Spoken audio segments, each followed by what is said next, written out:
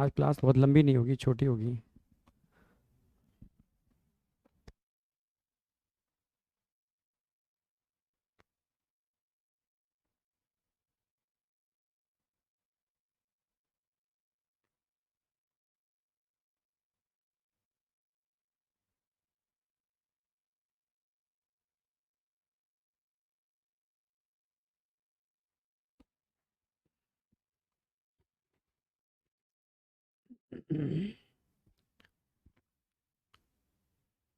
Hello, good morning all of you.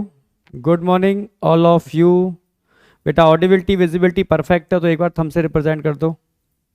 Audibility visibility perfect है तो एक बार थंब से रिप्रेजेंट कर दो बस। Good morning, good morning, good morning. ठीक है।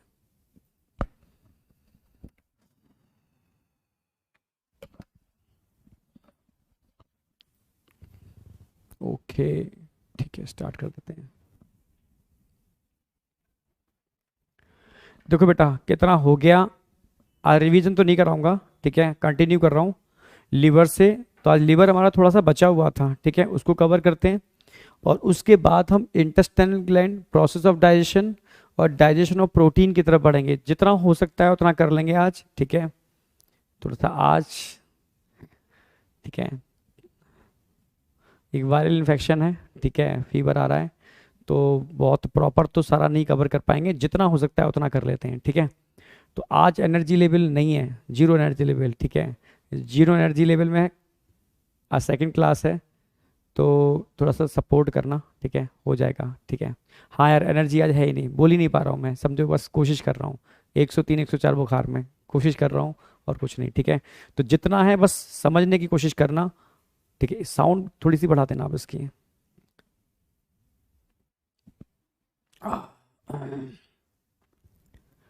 तो लिवर चल रहा था, ठीक है, लिवर चल रहा था। लिवर में बेसिक बेसिक चीजें मैंने बता दी थी। लिवर में डक्टर सिस्टम भी मैंने बता दिया था। लिवर के अंदर बेसिक पॉइंट भी मैंने बता दिए थे। डक्टर सिस्टम के अंदर मैंने ये भी बता दिया था कि किस किस के मिलने से किस किस का फॉर्मेशन हो रहा है, ठीक है। किस किस के मिलने से किस किस का फॉर्मेशन हो रहा है। नो डाउट आप एनर्जी दे रहे हो, उसी एनर्जी की बदौलत तो हर स्थिति में भी लगता है क्लास नहीं छोड़े यार, क्लास ले लें, ठीक है, कुछ भी हो क्लास ले ही लें, ठीक है। तो वही हिम्मत जुटा करके मैं तो आ गया, ठीक है। मैं जो होगा देखेंगे, बच्चों से क्लास तो लेंगे, शायद थोड़ा बहुत बेटर लगे। तो बात चल रही थी बेटा लिवर, तो लिवर के बेसिक पॉइंट तो हमारे क्लियर है, यहाँ तक कोई डाउट नहीं होना चाहिए। अब आगे लिवर में क्या चलना है, ठीक है। डक्टर सिस्टम मैंने करा दिया था, डक्टर सिस्टम रिपीट नहीं करेंगे। तो पोर्टल ट्राइड की बात करते हैं। तो पोर्टल ट्राइड कराने से पहले एक चीज मैं बताऊंगा आपको लिवर के अंदर।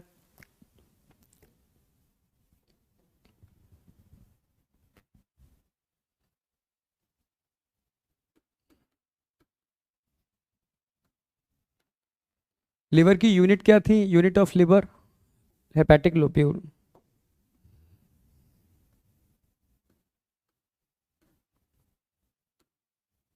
लोब्यूल, ठीक है।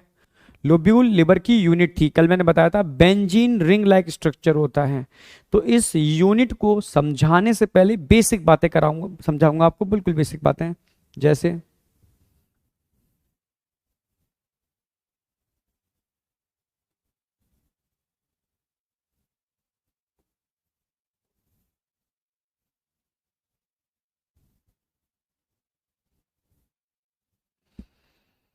हम जो भी बेटा खाते हैं, कुछ भी खाते हैं, स्टमक से, इंटेस्टाइन से एब्जॉर्ब होके फाइनली जाता कहाँ है वो,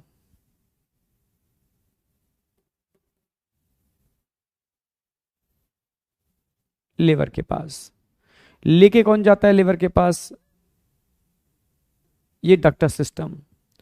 यानी यहां पर ये जो वेन दिख रही है ना आपको, इसको पोर्टल वेन बोलोगे, क्या बोलोगे, पोर्टल वेन,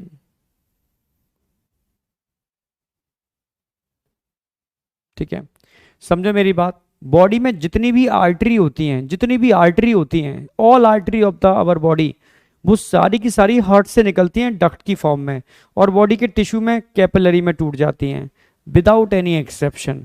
बॉडी में जितनी भी वेन्स होती हैं, सारी वेन्स विदाउट एनी एक्सेप्शन वो टिश्यू से निकलती हैं और फाइनली हार्ट में जाकर के खुलती हैं डक्ट की फॉर्म में। पर एक वेसल्स ऐसी होती है हमारी बॉडी के अंदर जो कैपिलरी से निकलती है और कैपिलरी में टूटती है, यानी टिश्यू से निकलती है टिश्यू में टूटती है, इसमें हार्ट बीच में नहीं होता, ठीक है, इसमें हार्ट बीच में नहीं होता। तो ऐसी वेसल्स को हम बोलते हैं पोर्टल, पोर्टल वेन। क्या बोलते हैं? Portal vein.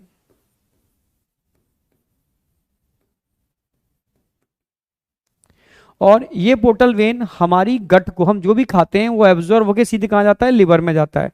तो जो भी एब्जॉर्ब होकर लिवर में जाता है तो उसको लिवर में लेके जाने के लिए बीच में एक डक्ट की रिक्वायरमेंट होती है। किसकी रिक्वायरमेंट होती है? डक्ट की। नो साउंड, साउंड तो आ रही है बेटा?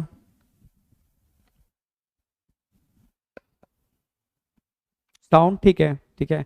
आज मेरी अंदर एनर्जी नहीं है, समझो कि तबीयत बहुत खराब है, ठीक है।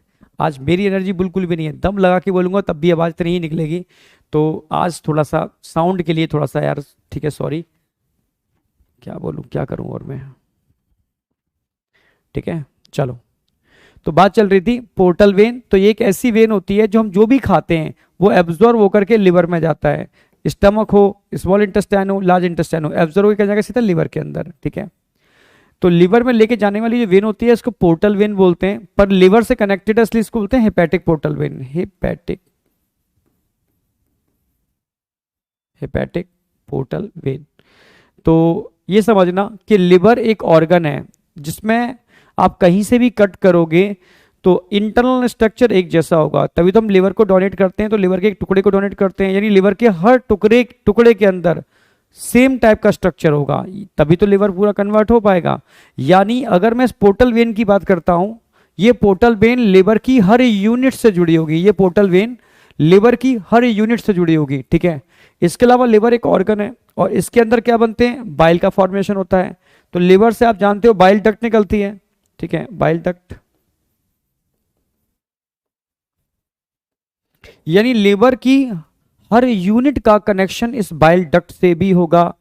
तो लिवर का कनेक्शन ध्यान रखना है आपको, लिवर की हर यूनिट का कनेक्शन किससे होता है? लिवर की हर यूनिट का कनेक्शन किससे होगा? आप बोलोगे पोर्टल वेन से। बाइल डक्ट का कनेक्शन किससे होगा? आप बोलोगे लिवर की हर यूनिट से, ठीक है। इसके अलावा लिवर एक ऑर्गन है, तो इस ऑर्गन के पास ऑक्सीजनेटेड ब्लड को लाने के लिए एक आर्टरी भी होगी।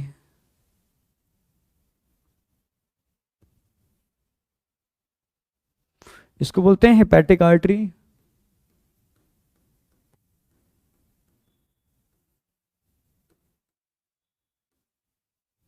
और डीऑक्सीजनेटेड ब्लड को लेके जाने के लिए एक वेन होती है।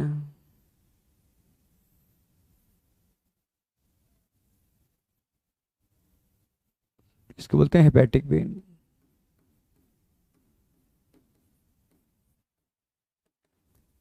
यानी एक्चुअल में लिवर का कनेक्शन, लिवर का कनेक्शन इन 4 टाइप की डक से होता है। लिवर है, लिवर का कनेक्शन 4 टाइप की डक से है, मतलब लिवर की हर यूनिट का कनेक्शन इन 4 टाइप की डक से, हर यूनिट का। जो बेंजीन रिंगला की यूनिट दिख रही है, यूनिट ऑफ लिवर, इसका कनेक्शन भी किससे होगा? इन 4 टाइप की डक से होगा। भाई लिवर का कनेक्शन है तो लिवर में मिलने वाली जो यूनिट है इसका कनेक्शन भी इन 4 टाइप की डक से होगा। 4 टाइप की डक्ट में क्या हो गई? नंबर 1 हो गई हेपेटिक पोर्टल वेन, नंबर 2 हो गई बाइल डक्ट, एक हो गई हेपेटिक वेन और एक हो गई हेपेटिक आर्टरी। ये 4 टाइप की डक्ट जो लिवर से जुड़े हुए हैं, मतलब लिवर की हर यूनिट से जुड़े हुए हैं। आप समझ रहे हो? Sir voice is low. बेटा आज वॉइस लो रहेगी, वॉइस है ही नहीं, मान के चलो अंदर वॉइस है ही नहीं, ठीक है। तो इसलिए प्लीज़ थोड़ा सा वॉइस के लिए कॉपरेट करो, सॉरी बोल रहा हूँ उसके लिए। बाद बाकी का कंसेप्ट पूरा दे दूंगा मैं, ठीक है। सिलेबस आपका टाइम से खत्म हो, सिलेबस प्रॉपर चले, इसलिए पूरी कोशिश रहेगी कि मेरे मतलब क्लासों में गैप ना हो, छुट्टी ना हो, ठीक है। उसकी टेंशन मत करो, हर चीज़ समझ में आएगी। पर आज मेरी वॉइस और एनर्जी लेवल है ही नहीं, ठीक है। अंदर से जो भी दम लगा रहा हूँ, कोशिश कर रहा हूँ, ठीक है। बस समझने की कोशिश करो, ठीक है। बस थोड़ा समझने की कोशिश करो कि ये स्टमक है, ये इंटेस्टाइन है, आप जो भी खा रहे हो वो एब्जॉर्ब होकर सीधा लिवर के पास जा रहा है। लिवर के पास लेके कौन जा रही है, हेपेटिक पोर्टल वेन। यानी लिवर के अंदर का मतलब है लिवर की हर यूनिट के अंदर हेपेटिक पोर्टल वेन फूड को लेकर के जाएगी। लिवर के अंदर बाइल का फॉर्मेशन होता है, मतलब लिवर की हर यूनिट के अंदर बाइल का फॉर्मेशन होता है, यानी बाइल डक्ट भी हर यूनिट से जुड़ी हुई है, ठीक है। लिवर एक ऑर्गन है तो एक हेपेटिक आर्टरी और हेपेटिक वेन भी लिवर से जुड़ी हुई है, यानी ये 4 डक्ट आपके लिवर से जुड़े हुए हैं, मतलब लिवर की हर यूनिट से जुड़े हुए हैं। तो लिवर की इन यूनिट्स के अंदर इन चारों डक्ट की पोजीशन क्या होती है, और वही पोजीशन पोर्टल ट्राइड बनाने के लिए रिस्पॉन्सिबल होती है, जो समझाने की कोशिश कर रहा हूं। समझने की कोशिश करना कि पोर्टल ट्राइड होता क्या है। वापस आ रहे हैं, पोर्टल ट्राइड। पोर्टल ट्राइड तो मैं एक डायग्राम बनाऊंगा, उससे क्लियर होगा पोर्टल ट्राइड के बारे में।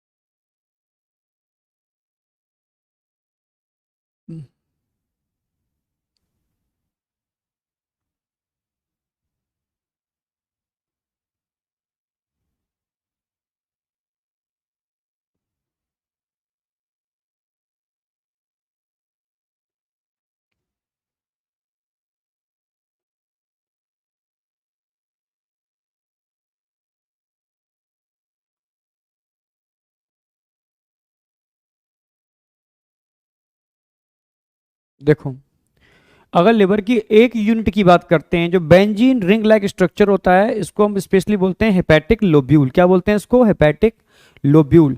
तो हेपेटिक लोब्यूल की अगर बात करते हैं भाई, क्या है, it is a structural and functional unit of liver. ये लिवर की स्ट्रक्चरल और फंक्शनल यूनिट है, ठीक है, लिवर की स्ट्रक्चरल और फंक्शनल यूनिट है। इसके हर कोने पर क्या होगा, 3 टाइप की डक्ट का कॉम्बिनेशन होगा। सारे लिवर में कितने डक्ट हो सकते हैं, 4 डक्ट हो सकते हैं। एक हेपेटिक पोर्टल वेन, एक बाइल डक्ट, एक हेपेटिक आर्टरी, एक हेपेटिक वेन। तो इन चारों डक्ट की पोजीशन क्या होती है लिवर की यूनिट के अंदर, ठीक है। एक यूनिट पे जो पोजीशन होगी वही सभी में होगी, ठीक है। इसको तो बोलते हैं पोर्टल ट्राइड। क्या बोलते हैं इसको, portal tried.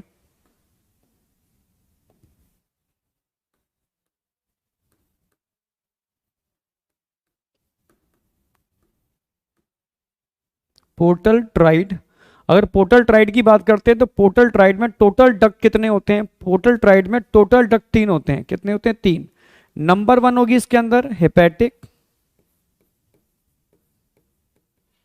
Portal vein. Number 2 होगी इसमें हेपेटिक आर्टरी।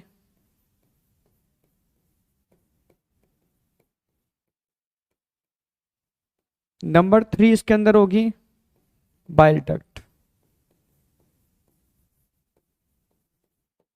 ठीक है, यानी इस पोर्टल ट्राइड में कितने टाइप के डक्ट होंगे? ट्राइड का मतलब 3, hepatic portal vein, hepatic artery और बाइल डक्ट। ठीक है, हर किसी के अंदर ये 3 होंगे। सेंटर में क्या होगी? सेंटर में आपको दिखेगी हेपेटिक वेन।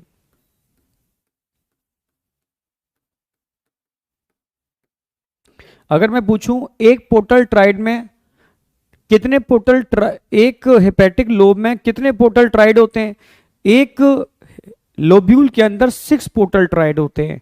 और हर एक पोर्टल ट्राइड में कितने डक्ट होते हैं? 3 डक्ट होते हैं। क्वेश्चन आएगा विच of the following duct absent in portal tried. ठीक है, तो आप बोलोगे हेपेटिक वेन पोर्टल ट्राइड में नहीं होती, वो सेंटर में होती है। तो टोटल कितने हेपेटिक वेन होते हैं? एक हेपेटिक लोब्यूल में एक होता है। टोटल कितने हेपेटिक आर्टरी होते हैं? 6 होते हैं। बाइल डक्ट कितने होते हैं? 6 होते हैं। हेपेटिक पोर्टल वेन कितने होते हैं? 6 होते हैं। ठीक है, ये क्वेश्चन बनने की प्रोबेबिलिटी हो सकती है जो आप कर पाओगे। ठीक है, तो देयर आर 6 पोर्टल एरिया या पोर्टल ट्राइड भी बोल सकते हो in single lobule, 1 at each corner of lobule, जो लोब्यूल के हर कॉर्नर पर होता है। ठीक है, तो यहां तक मुझे लगता नहीं कोई डाउट होगा। अगर मैं आपसे कहूं कि सेंटर में क्या है? Hepatic vein. हेपेटिक वेन को आपस में जोड़ती कौन है? Hepatic artery. तो ये हेपेटिक आर्टरी है, ये हेपेटिक वेन है ऐसे। ठीक है, ये हेपेटिक आर्टरी है, ये हेपेटिक वेन है ऐसे। हेपेटिक आर्टरी, हेपेटिक वेन, इस तरीके का स्ट्रक्चर आ गया।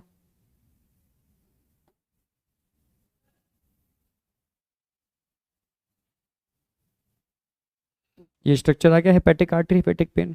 और इनको आपस में जोड़ने के लिए बीच में कुछ सेल्स होते हैं। सेल्स होते हैं, इनको हेपेटोसाइट्स बोलते हैं। ये हेपेटोसाइट्स मिल करके अरेंज होकर के मिल करके क्या बनेंगे? ये सब अरेंज है, मिल करके अरेंज होकर के इनको आपस में जोड़ने का काम करते हैं। सेम ऐसा स्ट्रक्चर यहां पर भी होगा। ऐसे ही सबके अंदर स्ट्रक्चर होंगे, 2 बना के दिखा दे रहा हूं मैं। यानी जो ब्लड का फ्लो है वो कहां से कहां होगा? अगर हम ब्लड की फ्लो की बात करते हैं, आर्टरी से ब्लड कहां जाएगा? सीधे हेपेटिक वेन के अंदर। आर्टरी से ब्लड कहां जाएगा? हेपेटिक वेन के अंदर। आर्टरी से ब्लड कहां जाएगा? हेपेटिक वेन के अंदर। ये ऐसे यहां से कहां जाएगा? हार्ट के अंदर। ठीक है, हार्ट।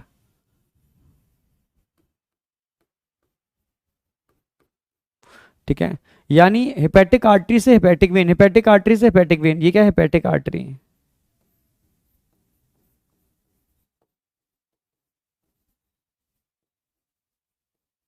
हेपेटिक आर्टरी से होता हुआ ये हेपेटिक वेन में जाएगा और इसको आपस में कनेक्ट करने के लिए छोटे छोटे सेल्स होते हैं। इन सेल्स को क्या बोलते हैं? इनको बोलते हैं हेपेटोसाइट्स।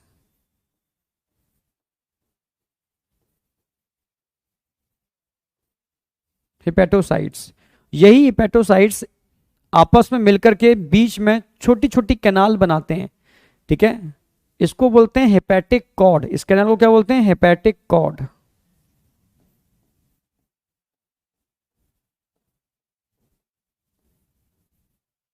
ये एनसीईआरटी में दे रखा है हेपेटिक कॉर्ड के बारे में, हेपेटोसाइट्स के बारे में, कि सारी की सारी हेपेटोसाइट मिलकर के, हेपेटोसाइट्स क्या काम करते हैं? हेपेटिक आर्टरी को हेपेटिक वेन से जोड़ते हैं, जिसके बीच में ब्लड का फ्लो होता है। जब ब्लड इसके बीच में फ्लो होता है बेटा, तो उसके बीच बीच में इनके अंदर बैठे होते हैं खास टाइप के सेल्स। इनको बोलते हैं कफर सेल, मैक्रोफेज, जो ब्लड में मिलने वाले टॉक्सिक मटेरियल को पकड़ के खा जाते हैं। ये सब क्या है? Kupffer cells.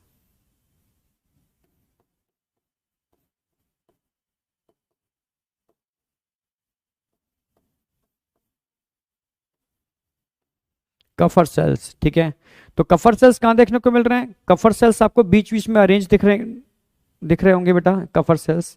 कफर सेल्स, तो ये कफर सेल्स क्या करते हैं? ब्लड जब फ्लो होता है इसके बीच में से, हेपेटिक कॉर्ड के अंदर से, तो उसमें जो भी उसमें टॉक्सिक मटेरियल्स होंगे बेटा, द फंक्शन ऑफ एवरीवन, सबके फंक्शन बता रहा हूं मैं। ठीक है,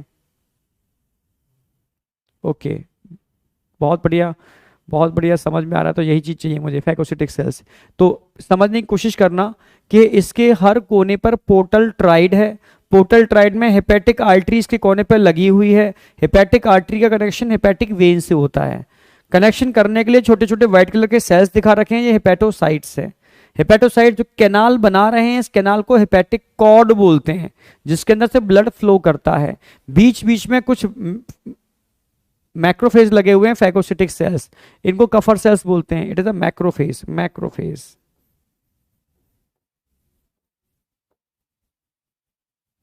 इन्हीं को मैक्रोफेज बोलते हैं, कफर सेल्स बोलते हैं। ठीक है, सारे क्वेश्चंस आपके सामने आ गए जितने बन सकते हैं। ठीक है, अब मैं एक बार तुम्हें एनसीईआरटी भी दिखा दूं जिससे और कंसेप्ट अच्छे से हो जाए। देखो, liver is the largest gland of our body, जिसका वेट मैंने बता चुका था कितना होता है। ठीक है, it is situated in abdominal cavity just below the diaphragm. इसमें कितने लोब्स होते हैं? 2 लोब्स होते हैं। अब यहां से कहानी चालू होगी।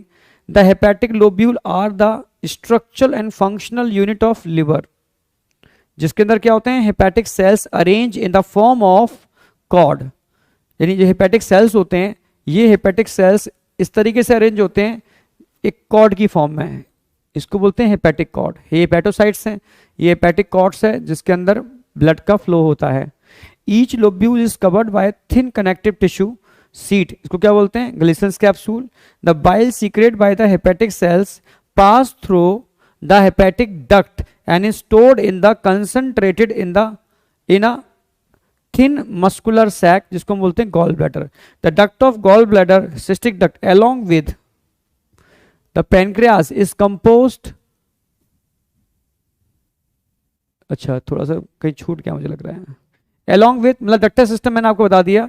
along with किसके संग बात किसकी चल रही है? हाँ, the duct of gall bladder. Gall bladder की डक्ट हेपेटिक डक्ट के साथ मिलकर के बाइल डक्ट बनाती है। फिर बाइल डक्ट पेनक्रियाटिक डक्ट के साथ मिलकर के हेपेटो पेनक्रियाटिक डक्ट बनाती है। ये पूरा डक्टर सिस्टम हो गया। ठीक है, शायद एक पेज छूट गया, कुछ लाइंस आपकी इस पे। तो ये आप अब एनसीईआरटी खोल के बैठे हो, आप देख सकते हो। तो ये एनसीईआरटी वाला पार्ट हमारा कंप्लीट हो गया। वापस आ रहे हैं। तो पोर्टल ट्राइड समझ में आ गया। पोर्टल ट्राइड होता क्या है? ये लिवर की यूनिट है, लोब्यूल। ठीक है, इस लोब्यूल के हर कोने पर पोर्टल ट्राइड लगा होता है, जिसमें 3 टाइप के डक्ट होते हैं। टोटल लिवर में 4 टाइप के डक्ट हो सकते हैं। यानी इन लोब्यूल के सेंटर में होती है हेपेटिक वेन, और इसके हर कोने पर पोर्टल ट्राइड है, जिसके अंदर 3 टाइप के डक्ट लगे होते हैं। ठीक है, एक हेपेटिक आर्टरी, एक हेपेटिक पोर्टल वेन और एक बाइल डक्ट। इसके मिलने से ये पोर्टल ट्राइड का फॉर्मेशन होता है। ठीक है, इन तीनों के मिलने से पोर्टल ट्राइड का फॉर्मेशन होता है। एक क्वेश्चन तो इस तरीके से पूछ सकते हैं, हेपेटोसाइट्स का काम क्या है? हेपेटिक कॉर्ड का फॉर्मेशन। ठीक है, हेपेटिक आर्टरी और हेपेटिक वेन आपस में कनेक्टेड होते हैं, बीच में कफर सेल्स होते हैं, मैक्रोफेज। ठीक है, इनको मैक्रोफेज बोलते हैं। हेपेटिक वेन सेंटर में एक होती है और पोर्टल ट्राइड 6 होते हैं, और इनमें मिलने वाली हर वेसल्स भी 6 ही होंगे, क्योंकि पोर्टल ट्राइड भी 6 होते हैं। तो यहां तक कोई डाउट साउट नहीं होना चाहिए, एकदम क्लियर है। ओके या नहीं? यहां तक कोई भी डाउट है तो मुझे बताओ।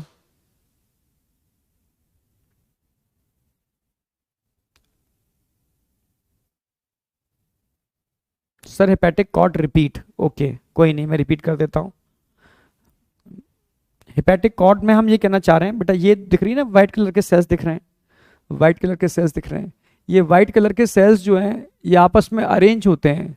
ये अरेंज होकर के एक दूसरे का हाथ पकड़ के एक कॉर्ड लाइक स्ट्रक्चर बनाते हैं। इसको हेपेटिक कॉर्ड बोलते हैं, जिसमें ब्लड का फ्लो होता है, जो हेपेटिक आर्टरी को हेपेटिक वेन से जोड़ने का काम करता है। इसको हम हेपेटिक कॉर्ड बोलते हैं, हेपेटिक कॉर्ड। किसके मिलने से बन रहा है? Hepatocyte, hepatocytes. अब समझ में आ गया होगा। हेपेटिक आर्टरी को हेपेटिक वेन से जोड़ रहा है। ठीक है, हेपेटिक कॉर्ड बन रही है, बना कौन रहा है? हेपेटोसाइट्स बना रहा है। इसी के बीच बीच में मैक्रोफेज होते हैं, जो टॉक्सिक मटेरियल को इंगल्फ करते रहते हैं और फैगोसाइटोसिस करते हैं। ठीक है, नो डाउट। अब फिर भी मैं इसको और अच्छी तरीके से समझाने के लिए एक 3D इसका डायग्राम है। इस डायग्राम को ड्रॉ नहीं करना नोटबुक पर, ठीक है, ओनली कंसेप्ट को जनरेट करने के लिए समझा रहा हूँ, नोटबुक पर ड्रॉ नहीं करोगे, ठीक है। नोटबुक पर जो डायग्राम मैं बनवाता हूँ वो ड्रॉ करोगे या एनसीईआरटी के डायग्राम, इसके अलावा नोटबुक पर कुछ नहीं आएगा, ठीक है। ये समझने की कोशिश करोगे कि इनका अरेंजमेंट कैसे होता है, होता क्या है। देखो हर कोने पर लगा हुआ है एक पोर्टल ट्राइड, हर कोने पर क्या लगा हुआ है, एक पोर्टल ट्राइड, ये पोर्टल ट्राइड लगा हुआ है, ये पोर्टल ट्राइड लगा हुआ है, ठीक है। हर कोने पर क्या लगा हुआ है, portal tried, portal tried, portal tried, portal tried, portal tried, समझ में आ गया, समझ रहे हो पोर्टल ट्राइड को, ठीक है। अब पोर्टल ट्राइड में तीन चीजें होती हैं, क्या क्या होंगी पोर्टल ट्राइड के अंदर। पोर्टल ट्राइड में एक बाइल डक्ट होगी, पोर्टल ट्राइड में एक पोर्टल वेन्यूल वेन्स होंगी, ठीक है, पोर्टल वेन, और एक पोर्टल आर्टरी होगी, समझ रहे हो ना मेरी बात, यानी हेपेटिक आर्टरी, हेपेटिक आर्टरी होगी, हेपेटिक पोर्टल वेन होगी और बाइल डक्ट होगी, तीन इस पोर्टल ट्राइड में होते हैं।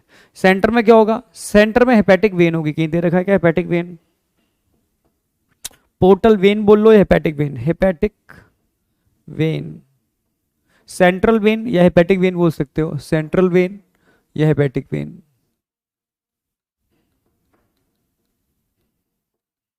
सेंट्रल वेन या हेपेटिक वेन सेंटर में होगी, ठीक है।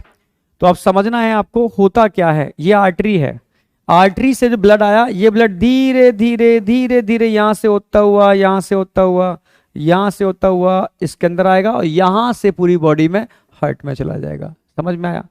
ऐसे ही जितने भी आर्टरी हैं, यहां से ब्लड होता हुआ इनके अंदर होता हुआ यहां आएगा, यहां से पूरे बॉडी के सिस्टम में चला जाएगा, ठीक है। तो ये समझ में आ गया, समझ रहे हो। और जो ग्रीन कलर का दिखा रखा है ये बाइल डक्ट है, ठीक है, ग्रीन कलर का, ये सेल्स हैं जो बाइल का फॉर्मेशन करते हैं, बाइल सीधा यहां आता है और यहां से होता हुआ बाहर निकल जाएगा। तो बाइल को निकालने के लिए बाइल डक्ट होते हैं, ठीक है।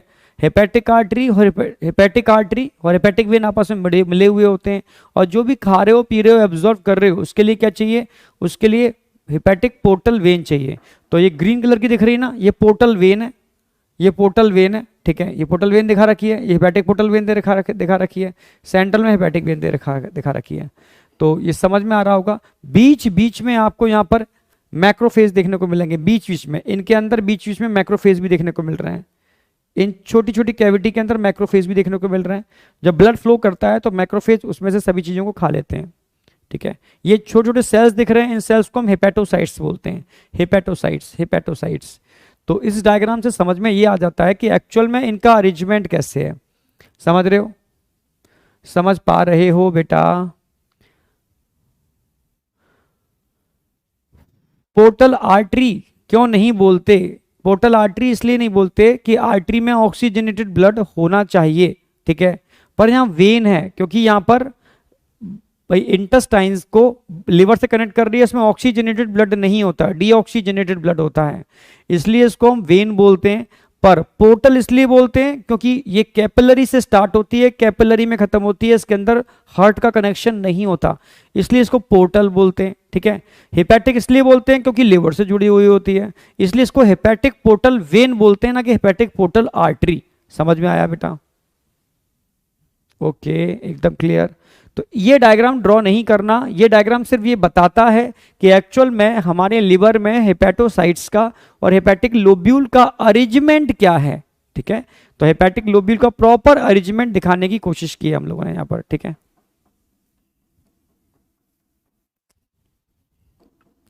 अब लिवर का फंक्शन तो क्लियर हो गया, अब लिवर का मेन काम क्या होता है। लिवर का मेन काम, वैसे लिवर के फंक्शन इतने ज्यादा हैं कि पूरी किताब ही है लिवर के फंक्शन के ऊपर, ठीक है। पर आपके सिलेबस में लिवर का सिर्फ एक ही फंक्शन डिटेल में मेंशन है, वो क्या है, फॉर्मेशन ऑफ बाइल जूस। तो लिवर का मेन फंक्शन क्या है, फॉर्मेशन ऑफ बाइल जूस। और बाइल जूस का मेन फंक्शन क्या होता है, इमल्सिफिकेशन ऑफ फैट, ठीक है। तो भाई अगर मैं लिवर का मेन फंक्शन पूछूंगा, production of bile juice, production of bile juice, और बाइल जूस का मेन फंक्शन क्या होता है, फॉर इमल्सिफिकेशन।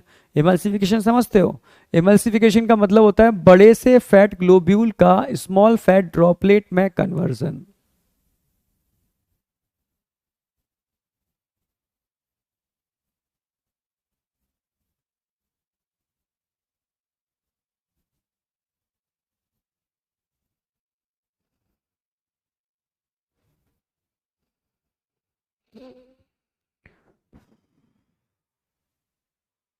ये फैट था, इसको स्मॉल फैट ड्रॉपलेट में ब्रेक जो हम कर रहे हैं,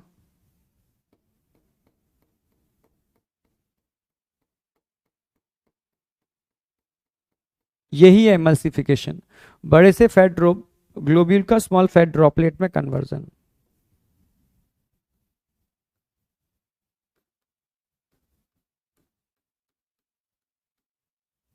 फैट ड्रॉपलेट्स, तो फैट ग्लोब्यूल का फैट ड्रॉपलेट में कन्वर्जन, इसी को बोलते हैं emulsification of fat. Emulsification of fat, ये फैट का इमल्सिफिकेशन करने के लिए रिस्पॉन्सिबल होता है। ठीक है, कौन? Bile juice. कौन? Bile juice. तो लिवर का काम क्या होता है? बाइल जूस का फॉर्मेशन। और बाइल जूस क्या काम करता है? Emulsification of fat. इमल्सिफिकेशन का मतलब समझते हो? बड़े बड़े फैट ग्लोब्यूल जो आप खाते हो उसको मथ देना, इमल्सीफाई कर देना, इमल्सीफाई करके, ठीक है, उसको इमल्सी, जिससे कि उसका डाइजेशन प्रॉपर हो पाए। तो मेनली जो फंक्शन है यहाँ पर इसका क्या है? फैट ग्लोब्यूल का फैट ड्रॉपलेट में conversion with the help of bile juice, इसी को इमल्सिफिकेशन बोलते हैं। ठीक है, तो कंपोजिशन आ जाओ। एक दिन के अंदर लगभग कितना बाइल जूस निकल जाता है? लगभग 500 से 600 ml। पीएच कितनी होती है? सबकी पीएच 7.8 होगी ड्यूटेनम के अंदर। मैक्सिमम मैंने सबके अंदर वाटर ही बताया था। 5% में सब कुछ आ जाएगा। 5% में कोलेस्ट्रॉल आ जाएगा, 5% में लिसिथिन आ जाएगा जो एक फॉस्फोलिपिड है। लिसिथिन भी इमल्सिफिकेशन में पार्टिसिपेट करता है। बाइल जूस का वो कौन सा पार्ट है जो इमल्सिफिकेशन में पार्टिसिपेट करता है? लिसिथिन। इसके अलावा ऑर्गेनिक सॉल्ट जो होते हैं, organic salt, sodium glycocholate and sodium taurocholate, ये भी इमल्सिफिकेशन में हेल्प करते हैं। तो एक्चुअल में जो फैट का इमल्सिफिकेशन है उसमें दो चीजें पार्टिसिपेट कर रही हैं, एक तो organic salt sodium glycocholate and sodium taurocholate, और एक लिसिथिन जो एक फॉस्फोलिपिड है। ये मिलकर के इमल्सिफिकेशन में पार्टिसिपेट करते हैं। कैसे करते हैं? पूरा मैकेनिज्म प्रोसेस ऑफ डाइजेशन में बताऊंगा। तो अभी तो इतना समझना है कि बाइल का फॉर्मेशन होता कहाँ है? लिवर में होता है। बाइल का काम क्या होता है? इमल्सिफिकेशन ऑफ फैट काम होता है। अच्छा ठीक है, बाइल की कंपोजिशन क्या होती है? भाई बाइल के अंदर मैक्सिमम तो वाटर ही होता है। 5% में सब कुछ होता है। सब कुछ में क्या क्या होता है? कोलेस्ट्रॉल होता है और लिसिथिन नाम का फॉस्फोलिपिड होता है। ठीक है, कोलेस्ट्रॉल होता है और लिसिथिन नाम का। Sir what is sodium ग्लाइकोकोलेट? बिल्कुल बता रहा हूं बेटा, sodium glycocholate and sodium taurocholate ये ऑर्गेनिक सॉल्ट हैं। जबकि इनऑर्गेनिक सॉल्ट की बात करते हैं, सोडियम बाइकार्बोनेट इनऑर्गेनिक सॉल्ट होते हैं। ये ऑर्गेनिक सॉल्ट और इनऑर्गेनिक सॉल्ट दोनों ही सॉल्ट बाइल जूस के अंदर मिलते हैं। ठीक है, बाइल सॉल्ट, दोनों ही सॉल्ट कहाँ मिल रहे हैं? बाइल जूस के अंदर। जिसमें जो इनऑर्गेनिक सॉल्ट होते हैं इनका मेन काम क्या होता है? भाई यहां पर भी बाइकार्बोनेट आयन आएंगे, पीएच को मेंटेन करते हैं, मेंटेन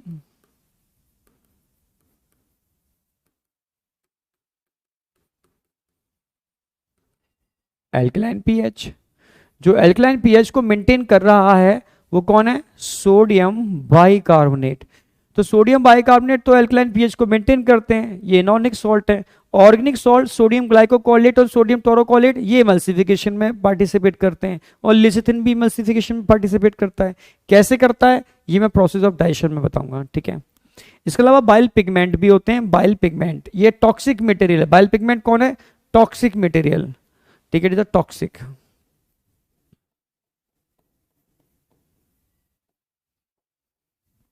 टॉक्सिक मटेरियल है बाइल पिगमेंट, प्रोड्यूस बाय, भाई कैसे प्रोड्यूस हो रहा है? It is a product of break down of haemoglobin. जब आपका हीमोग्लोबिन टूटता है, जब मैं सर्कुलेशन पढ़ाऊंगा फिर समझाऊंगा, अभी वहां break down of RBC explain करूंगा आपको। जब हीमोग्लोबिन टूटता है तो हीम और ग्लोबुलिन बनते हैं। ग्लोबुलिन प्रोटीन है, लिवर यूज कर लेता है, पर हीम हाईली टॉक्सिक मटेरियल होता है जो बिलिरुबिन ब्लूबर्डिन में कन्वर्ट होता है। बिलिरुबिन ब्लूबर्डिन, इनको हम बाइल पिगमेंट बोलते हैं, जो बाइल जूस की हेल्प से गट में ट्रांसफर कर दिए जाते हैं। कहां पर? गट में ट्रांसफर कर दिए जाते हैं और गट की हेल्प से बाहर निकल जाते हैं। फिर से बोल रहा हूं, समझो। बाइल पिगमेंट बिलिरुबिन ब्लूबर्डिन होते हैं जो आरबीसी या हीमोग्लोबिन का ब्रेकडाउन प्रोडक्ट है, टूटने से बनते हैं। ठीक है, इनका ब्रेकडाउन प्रोडक्ट है, टूटने से बनते हैं, जो हाईली टॉक्सिक होते हैं, जिसको बॉडी से निकालना बहुत जरूरी होता है। अगर ये बॉडी से नहीं निकल पाए किसी भी कारण से तो जॉन्डिस हो जाती है, पीलिया। ठीक है, आगे मैं इसके डिसऑर्डर में बताऊंगा अभी कि जॉन्डिस के लिए रिस्पॉन्सिबल होते हैं। ठीक है, बिलिरुबिन, बिलिवर्डिन। तो टोटल क्या क्या इसके अंदर हो गया, इसमें कोलेस्ट्रॉल, लेसिथिन हो गया, बाइल सॉल्ट हो गया और बाइल पिगमेंट। ठीक है, जिसमें से अगर मैं लेसिथिन की बात करता हूं और बाइल सॉल्ट की बात करता हूं तो ये एमल्सिफिकेशन में पार्टिसिपेट करते हैं। बाइल पिगमेंट किसी में भी पार्टिसिपेट नहीं करते। ये टॉक्सिक मटेरियल है जो बाइल जूस के साथ इंटेस्टाइन में ट्रांसफर कर दिया जाता है। इंटेस्टाइन से होता हुआ वो फीसिस या फीकल मैटर के साथ बाहर निकल जाता है, तभी तो फीकल मैटर का कलर येलो होता है, वो इसी की वजह से। कुछ अमाउंट में इसका मटेरियल एब्जॉर्ब भी हो जाता है हमारे ब्लड के अंदर, पर किडनी से वो बाहर निकाल दिया जाता है। इसलिए किडनी से जब बाहर निकलता है यूरिन की फॉर्म में, तो यूरिन का कलर भी येलोइश होता है due to presence of this types of pigment. ठीक है, बिलिरुबिन। तो यही बिलिरुबिन, बिलिवर्डिन यूरोक्रोम में कन्वर्ट होकर के तो ये निकलते हैं यूरिन से बाहर। ठीक है, और फीकल मैटर का कलर इन्हीं की वजह से होता है। ठीक है, तो समझ में आ गया होगा, ये टॉक्सिक मटेरियल है, ये फीकल फीसिस के साथ या यूरिन के साथ बाहर निकाल दिए जाते हैं। किसी कारण से ये नहीं निकल पाते तो बॉडी में, ब्लड में फैल जाएंगे, इसको हम जॉन्डिस बोलते हैं, पी लिया। तो कंपोजिशन समझ में आ गया। क्या बाइल में कोई एंजाइम्स होते हैं, ये बहुत पूछा जाता है। देयर आर, ठीक है, एब्सेंट इन बाइल जूस। ठीक है, enzymes are absent in bile juice. Bile juice में कोई भी एंजाइम नहीं होता, बाइल जूस में कोई भी एंजाइम नहीं होता। ठीक है, हाँ यूरोक्रोम मैं बढ़ाऊंगा आगे। ठीक है, ये अभी आगे का पार्ट है, इसमें बताऊंगा कि स्कैटॉल, इंडोल, यूरोक्रोम। ठीक है, ये यूरिन को पीला कैसे करते हैं, फीकल मैटर के अंदर गंदी बदबू किसकी वजह से आती है। ठीक है, फीसिस के अंदर उसका कलर येलो इन्हीं की वजह से होता है, यूरिन का कलर येलो इन्हीं की वजह से होता है। ठीक है, ओके, यहां तक समझ पा रहे हो बेटा या नहीं, यस या नो। तो ये हमारा लिवर का पार्ट पूरा फिनिश हो जाता है। लास्ट बचते इंटेस्टाइनल ग्लैंड, लास्ट बचते इंटेस्टाइनल ग्लैंड। तो करते हैं स्टार्ट इंटेस्टाइनल ग्लैंड। बिल्कुल बिल्कुल, देखो इतना डिटेल में तो नहीं जा रहे हैं हम, पर जितना हम करा रहे हैं वो बहुत जरूरी है, बहुत एसेंशियल है, उतना तो आपको करना भी पड़ेगा। ठीक है, तो लिवर में कोई डाउट है किसी को? No doubt, no doubt, no doubt, okay. तो अब इंटेस्टाइनल ग्लैंड लेते हैं। तो इंटेस्टाइनल ग्लैंड, क्वेश्चन तो ये आएगा कि इंटेस्टाइनल ग्लैंड किस किस के मिलने से बनते हैं। तो इंटेस्टाइनल ग्लैंड का फॉर्मेशन ब्रूनर्स ग्लैंड, यानी इंटेस्टाइनल ग्लैंड जो फ्लूइड रिलीज करते हैं उसको इंटेस्टाइनल जूस बोलते हैं, या सक्कस एंटेरिकस बोलते हैं। तो सक्कस एंटेरिकस एक्चुअल में किस किस के मिलने से बनता है? ब्रूनर्स ग्लैंड का फ्लूइड और क्रप्ट ऑफ लिवर, खून का फ्लूइड मिलकर के सक्कस एंटेरिकस इंटेस्टाइनल जूस को बनाने के लिए रिस्पॉन्सिबल होता है। तो release intestinal juice, succus entericus, लगभग 1 लीटर के आसपास एक दिन में निकल जाता है। पीएच तो वही याद रखोगे 7.8। ठीक है, सक्कस एंटेरिकस मतलब इंटेस्टाइनल जूस।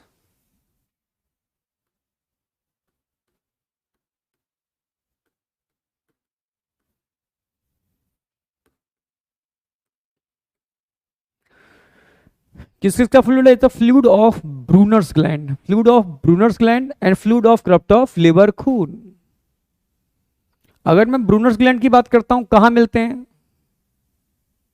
क्रप्ट ऑफ लिवर, खून कहां मिलते हैं? ये बता चुका हूं मैं एक बार, present in submucosa of डिडनम।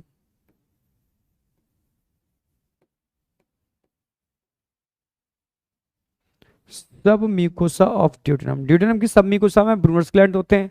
ये कहां होते हैं? क्रप्ट ऑफ लिवर, खून, म्यूकोसा ऑफ स्मॉल इंटेस्टाइन। ये स्मॉल इंटेस्टाइन की म्यूकोसा में होते हैं। ठीक है, ये क्या रिलीज करते हैं?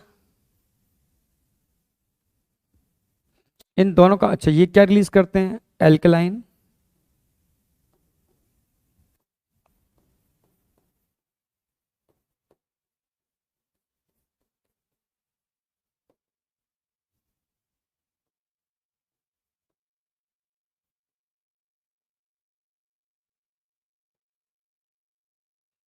Alkaline watery fluid. और ये क्या रिलीज करते हैं?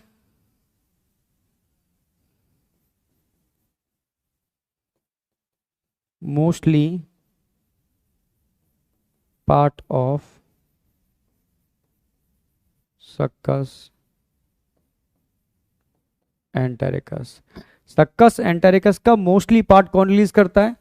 बोलोगे क्रप्ट ऑफ लिवर कून। और दोनों मिलाकर के जो फ्लूइड बनता है इसी को हम सक्कस एंटेरिकस या इंटेस्टाइनल जूस बोलते हैं। तो ये हो गए इंटेस्टाइनल ग्लैंड। इनको हम डायग्रामेटिकली भी दिखाएंगे तो आपको और अच्छे से क्लियर हो जाएगा। अच्छे से क्लियर करने के लिए डायग्राम ड्रॉ कर लो।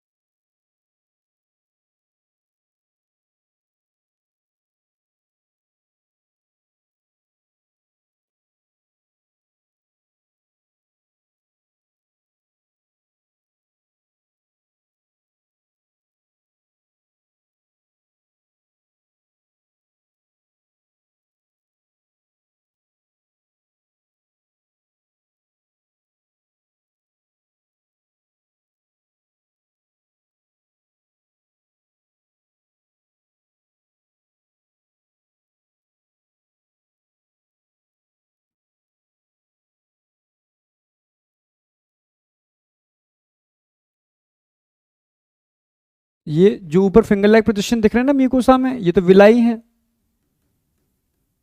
ठीक है। ये जो दिख रहे हैं ना आपको, ये क्रप्ट ऑफ लिवर कून है। ये सब क्या है? क्रप्ट ऑफ लिवर कून।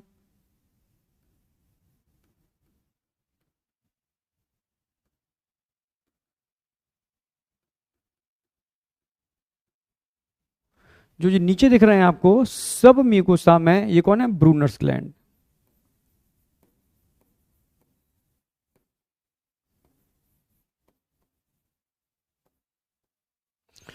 तो समझ में आ गया होगा, ब्रूनर्स ग्लैंड सब म्यूकोसा में मिलते हैं। क्रप्ट ऑफ लिवर कून between villi, between villi, villi के बीच में क्रप्ट ऑफ लिवर कून होते हैं। लिवर कून की दरारें बोलते हैं, जिसमें एक नहीं कई टाइप के सेल्स होते हैं। अगर मैं इन सेल्स की बात करता हूं तो समझना, यहां पर गोबलेट सेल होते हैं,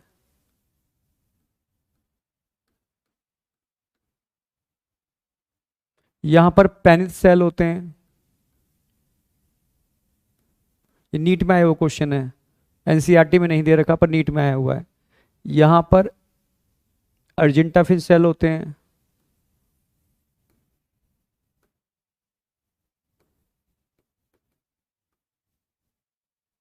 यहां पर एंजाइम रिलीजिंग सेल्स होते हैं,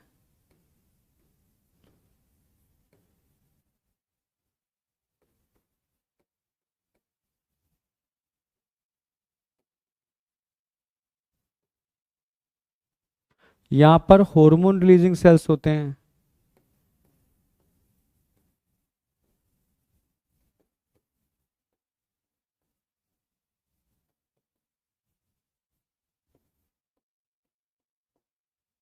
ये सब सेल मिलकर के बनाते हैं क्रप्ट ऑफ लिवर खून। जिसमें अगर मैं गोबलेट सेल की बात करता हूं तो गोबलेट सेल क्या रिलीज करते हैं? म्यूकस। पेनिस सेल क्या रिलीज करते हैं? याद हो आपको? लाइसोजाइम।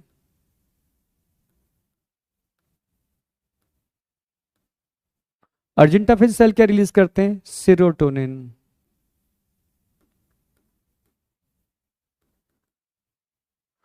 एंजाइम और हार्मोन रिलीजिंग सेल तो समझ गए। तो म्यूकस तो समझते हो, लाइसोजाइम क्या है? एंटीबैक्टीरियल है।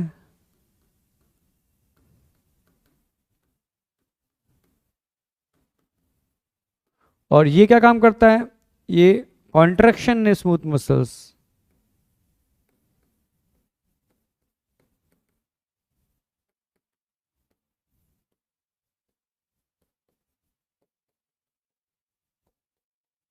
नाम है सीरोटोनिन। यानी टोनिन मतलब होता है कॉन्ट्रैक्शन, यानी स्मूथ मसल्स में कॉन्ट्रैक्शन कराने के लिए रिस्पॉन्सिबल होता है। ठीक है। तो अर्जेंटाफिन सेल जरूरी नहीं यही मिलते हैं, ये हमारे गट में और जगह भी होते हैं, जो हमारी गट के अंदर क्या कराते हैं? धीरे धीरे कॉन्ट्रैक्शन कराते हैं, पेरिस्टाल्टिक मूवमेंट कराते हैं। तो सीरोटोनिन का मतलब समझ में आ गया। तो ये सारी बातें समझ में आ रही होंगी बेटा कि किस तरीके से इंटेस्टाइनल ग्लैंड म्यूकोसा और सब म्यूकोसा में होते हैं, और दोनों ग्लैंड के फ्लूइड को कॉमनली हम क्या बोलते हैं? सक्कस एंटेरिकस, जिसमें म्यूकस का भी इन्वॉल्वमेंट है। आप समझ रहे? गोबलेट सेल जो म्यूकस रिलीज कर रहे हैं वो भी इसमें इंक्लूड होता है। तो ये आ गया, कंप्लीट हो गया आपका इंटेस्टाइनल ग्लैंड। इसमें एंजाइम की बात तो हम अभी प्रोसेस ऑफ डाइजेशन में करेंगे। हार्मोन वाली बात हम कवर कर लेते हैं। वो कौन कौन से हार्मोन हैं जो इन सेल से रिलीज होते हैं? तो मेनली 3 हार्मोन हम पढ़ने वाले हैं जो आपके सिलेबस में है, जो एनसीईआरटी ने दे रखे हैं। ठीक है। जैसे hormonal regulation of gut secretion, इसको समझना होगा। इसके लिए मुझे बहुत एनर्जी देनी पड़ती है, शायद उतनी एनर्जी आज नहीं है, पर कोशिश कर रहा हूँ समझाने के लिए। ठीक है। कोशिश कर रहा हूँ हर चीज समझाने के लिए, हर चीज एकदम क्रिस्टल क्लियर करके चल रहा हूँ। बस एनर्जी लेवल थोड़ा कम है, साउंड थोड़ी धीमी है, बात बाकी का सब कुछ ओके है, इसलिए उसको अदरवाइज मत लेना। ठीक है। सब चीजें एकदम एकदम तरीके से लेके चल रहे हैं, समझने की कोशिश करना। ये 3 हार्मोन बताने वाला हूं आपको, एंटेरोगेस्ट्रोन, सिक्रेटिन और कोलिसिस्टोकाइनिन। ठीक है। तो समझाने के लिए मैं एक डायग्राम ड्रॉ करूंगा।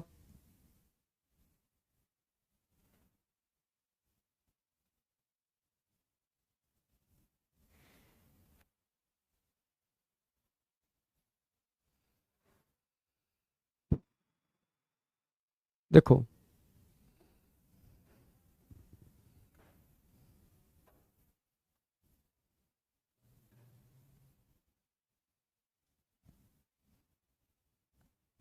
समझने की कोशिश करना बस आप।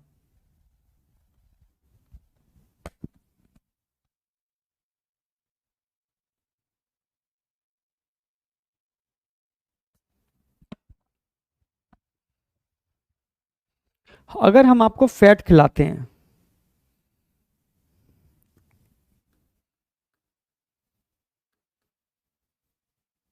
ठीक है, कभी आपने देखा है कि आप कभी पार्टी में जाते हो, कहीं पर भी जाते हो, तो ये लोग स्टार्टर खिलाते हैं पहले आपको। ठीक है। स्टार्टर, तली हुई चीजें, स्टार्टर मतलब तली हुई चीजें, समझो, जो खाने से पहले दी जाती हैं वो स्टार्टर हैं। ठीक है। कभी देखा है, कभी आपने घर में प्रोग्राम किया हो, 1 मिनट यार उसको बंद करें।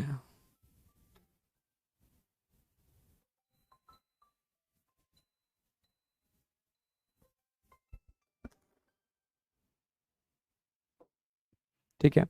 स्टार्टर समझते हो? भाई ऑयली चीजें, कभी का आपने घर में हलवाई लगाया हो खाने के लिए, तो हलवाई पूछता है भाई सॉरी,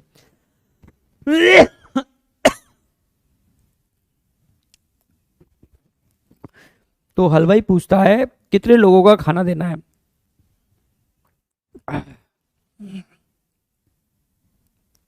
तो हलवाई पूछता है कि कितने लोगों का खाना है।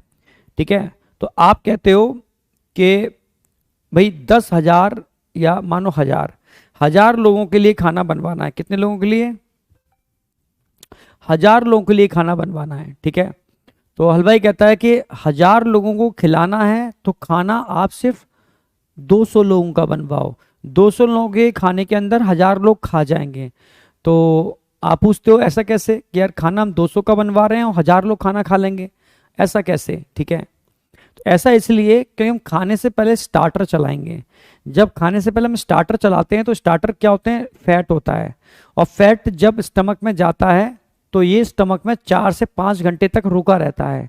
यानी 4 से 5 घंटे तक ये अगर स्टमक में रहेगा तो आपका पेट भरा भरा रहेगा, यानी 4 से 5 घंटे तक आपको भूख नहीं लगेगी। यानी 4 से 5 घंटे तक आपको भूख नहीं लगेगी, मतलब समझते हो, यानी आप कम खाने में ही अपना काम चला लोगे। आप जाओगे जहां आपको इतना खाना था वहां बस थोड़ा खा के निकल लोगे, क्योंकि पेट में जगह ही नहीं है आपके, क्योंकि स्टार्टर खा लिया था आपने। आप समझ रहे हो क्या खा लिया था आपने, स्टार्टर। तो स्टार्टर करते क्या है, स्टार्टर आपकी भूख को खत्म कर देते हैं। तो कभी भी पार्टी में जाओ स्टार्टर मत खाना, ठीक है, कभी भी पार्टी में जाओ तो स्टार्टर मत खाना। Thank you thank you. पानी और दे देना थोड़ा सा गर्म अगर मिल जाए तो। हाँ हाँ, तो कभी भी पार्टी में जाओ तो स्टार्टर मत खाना, ठीक है, क्योंकि स्टार्टर खाया तो तुरंत ही आपकी एनर्जी लेवल क्या हो जाएगी, सॉरी आपका भूख क्या हो जाएगी, खत्म हो जाएगी, क्योंकि स्टार्टर आपकी भूख को खत्म कर देता है। समझ में आया नहीं आया। तो जब भी पार्टी में जाओ तो क्या करना है, आपको सूप लेना है जो टेस्ट को भी इंक्रीज करता है, ठीक है, और कह सकते हो भूख को भी इंक्रीज करता है, क्योंकि टंग की सरफेस पर, वो अभी समझ में आ गया आएगा कंसेप्ट, थोड़ा आगे बताऊंगा मैं, सरफेक्टेंट का काम करता है। पर अभी समझो कि अगर सूप लोगे खाने से पहले तो आपकी भूख बढ़ेगी, और स्टार्टर लोगे खाने से पहले तो भूख घटेगी। क्यों घटेगी, वही कंसेप्ट समझाने वाला हूं आपको, ठीक है। आपने फैट खाया, फैट खाते ही ये कहां पहुंचेगा, ये स्टमक में पहुंचेगा। फैट कहां पहुंचा, स्टमक के अंदर। जब स्टमक के अंदर फैट पहुंचेगा,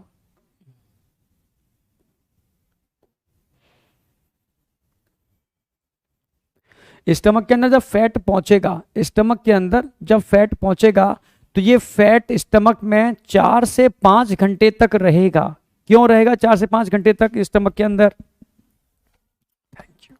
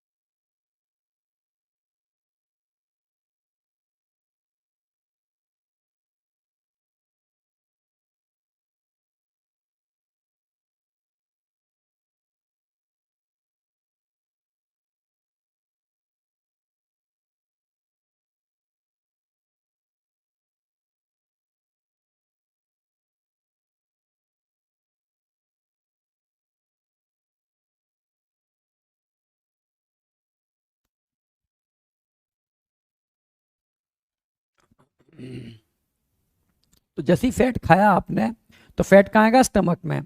अब स्टमक में क्या होगा, ये फैट धीरे धीरे, ये फैट धीरे धीरे कहाँ पहुंचेगा, ड्यूडेनम में। जब फैट धीरे धीरे ड्यूडेनम में पहुंचेगा तो पहले क्या होगा, इस फैट का एमल्सिफिकेशन। अरे प्रभु, इस फैट का क्या होगा, यहां पर धीरे धीरे इसका एमल्सिफिकेशन।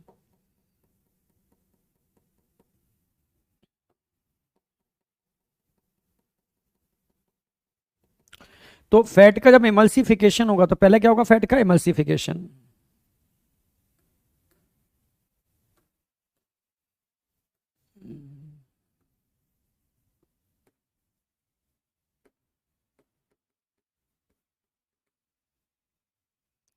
फिर क्या होगा, इसका डाइजेशन।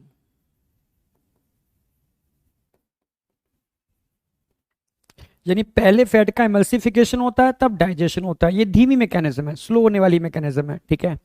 तो जैसे ही आपने फैट खाया, मतलब कचौरी खाई, समोसा खाया, स्टार्टर खाया, कोई भी फैट वाली चीज खाई, तो 4 से 5 घंटे तक ये स्टमक में होल्ड रहेगी। कितने घंटे के लिए, 4 to 5 आवर्स। 4 से 5 घंटे तक स्टमक में होल्ड रहेगा। धीरे धीरे थोड़ा थोड़ा सा जाएगा, एमल्सिफिकेशन होगा तब डाइजेशन होगा, फिर थोड़ा सा जाएगा, एमल्सिफिकेशन होगा, डाइजेशन होगा।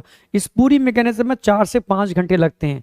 यानी 4 से 5 घंटे तक आपको भूख तो लगने वाली नहीं है। समझने की कोशिश करना, 4 से 5 घंटे तक आपको भूख नहीं लगेगी।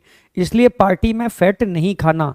क्यों भूख नहीं लगेगी? क्योंकि इसका एकदम तेजी से डाइजेशन नहीं होता, ये धीरे धीरे निकल के ड्यूडेनम में जाता है, इमल्सिफिकेशन तब डाइजेशन, इसमें बहुत टाइम लगता है, 4 से 5 घंटे। तो अब ये मैकेनिज्म कैसे कंडक्ट होती है? हार्मोन के थ्रू। समझो, जैसे ही फैट ग्लोब्यूल कहां पहुंचे? आपके ड्यूडेनम में। कौन? फैट। जैसे ही फैट ड्यूडेनम में खिसक के जाएगा, वैसे ही क्या होगा भाई? 4 से 5 घंटे तक पहले फैट को कहां स्टोर रखना है? आपको स्टमक के अंदर। तो स्टमक में फैट के आते ही धीरे धीरे HCl बनना चालू होता है। HCl HCl HCl। अगर ये HCl बनता ही रहेगा तो ये तो माउथ से बाहर निकलना चालू कर देगा HCl। समझ रहे हो? तो HCl बनना रोकना है, और भाई 4 से 5 घंटे तक HCl अगर बनता ही रहेगा तो ये बाहर निकलना चालू कर देगा, पर रोकना है। और कॉन्ट्रैक्शन भी स्लो करने हैं, कॉन्ट्रैक्शन स्लो करने हैं, जिससे कि HCl भरा रहे। ये मैकेनिज्म धीरे धीरे हो रही है, प्रॉपर हो पाए। तो पहली प्रायोरिटी हमारी है कि HCl के बनने को रोकना है एक बार बन जाने के बाद, और जो मोटिलिटी ऑफ स्टमक है, कॉन्ट्रैक्शन स्टमक के, वो धीमे करने हैं। तो पहला हार्मोन निकलता है GIP। पहला हार्मोन कौन सा निकलेगा? GIP। GIP, gastric inhibitory peptide. Gastric inhibitory peptide GIP, ठीक है। Gastric inhibitory peptide.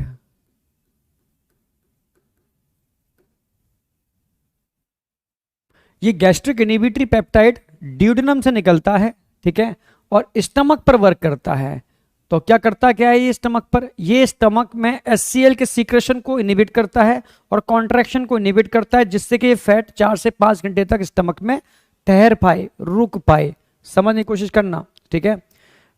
आज इसे कंप्लीट करा दूं, ठीक है, क्योंकि आज के बाद फिर 2-3 दिन का गैप आ जाएगा, 2 दिन का, तो उसमें ठीक है ऑफलाइन और बस और क्लासेस चलेंगे, थोड़ा सा आ जाएगा, ठीक है, कोई नहीं। तो तुम बस इतना करो, आज जितना करा रहा हूँ उतना अच्छी तरीके से कर लो, ठीक है, एकदम, जिससे कि टेस्ट के अंदर इतना तो सिलेबस कवर हो जाए हमारा, ठीक है। समझ रहे हो ना? तो बेटा बहुत इंपॉर्टेंट बात बता रहा हूँ, ये रूटीन लाइफ से रिलेटेड है, ठीक है। आपने फैट खाया, ये 4 से 5 घंटे तक रुकेगा, तब रुकेगा जब GIP क्या काम करेगा?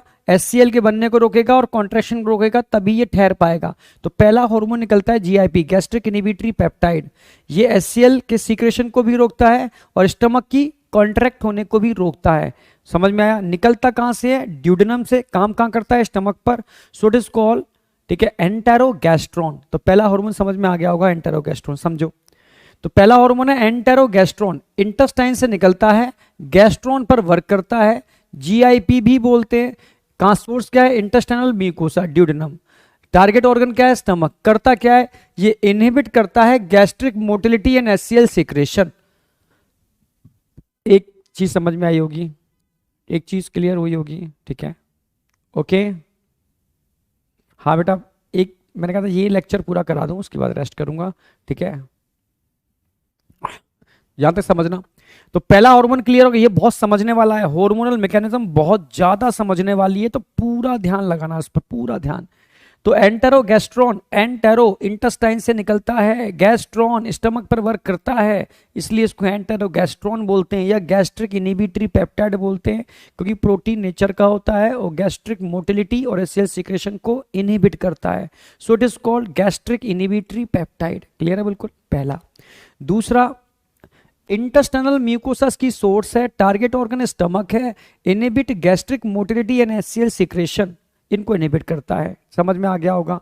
सारे के सारे ध्यान रखना है, ठीक है। संडे को मिल रहे हैं हम लोग, ठीक है, उस बिंदास सीरीज के साथ, ठीक है, जिसमें बढ़िया तरीके से हम प्रैक्टिस करने वाले हैं संडे को, ठीक है।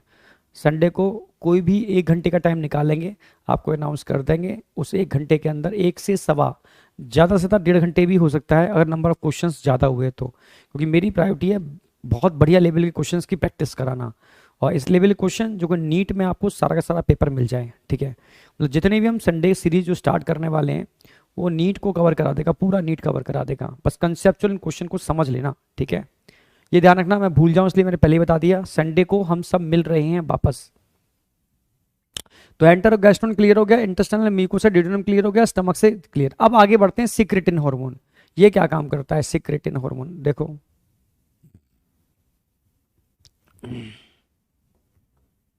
ठीक है भाई, जीआईपी ने अपना काम कर दिया, अब सिक्रेटिन।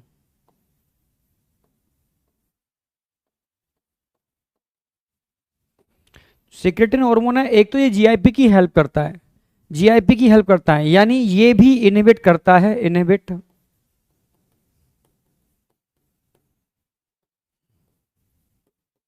गैस्ट्रिक मोटिलिटी, और साथ में एचसीएल सिक्रेशन। तो जीआईपी की मदद कर रहा है, जीआईपी वाला काम ये भी कर रहा है, पर एक काम और करता है, ये स्टिमुलेट भी करता है, स्टिमुलेट। जिसको स्टिमुलेट करता है ये, एक तो बाइल जूस को, ठीक है,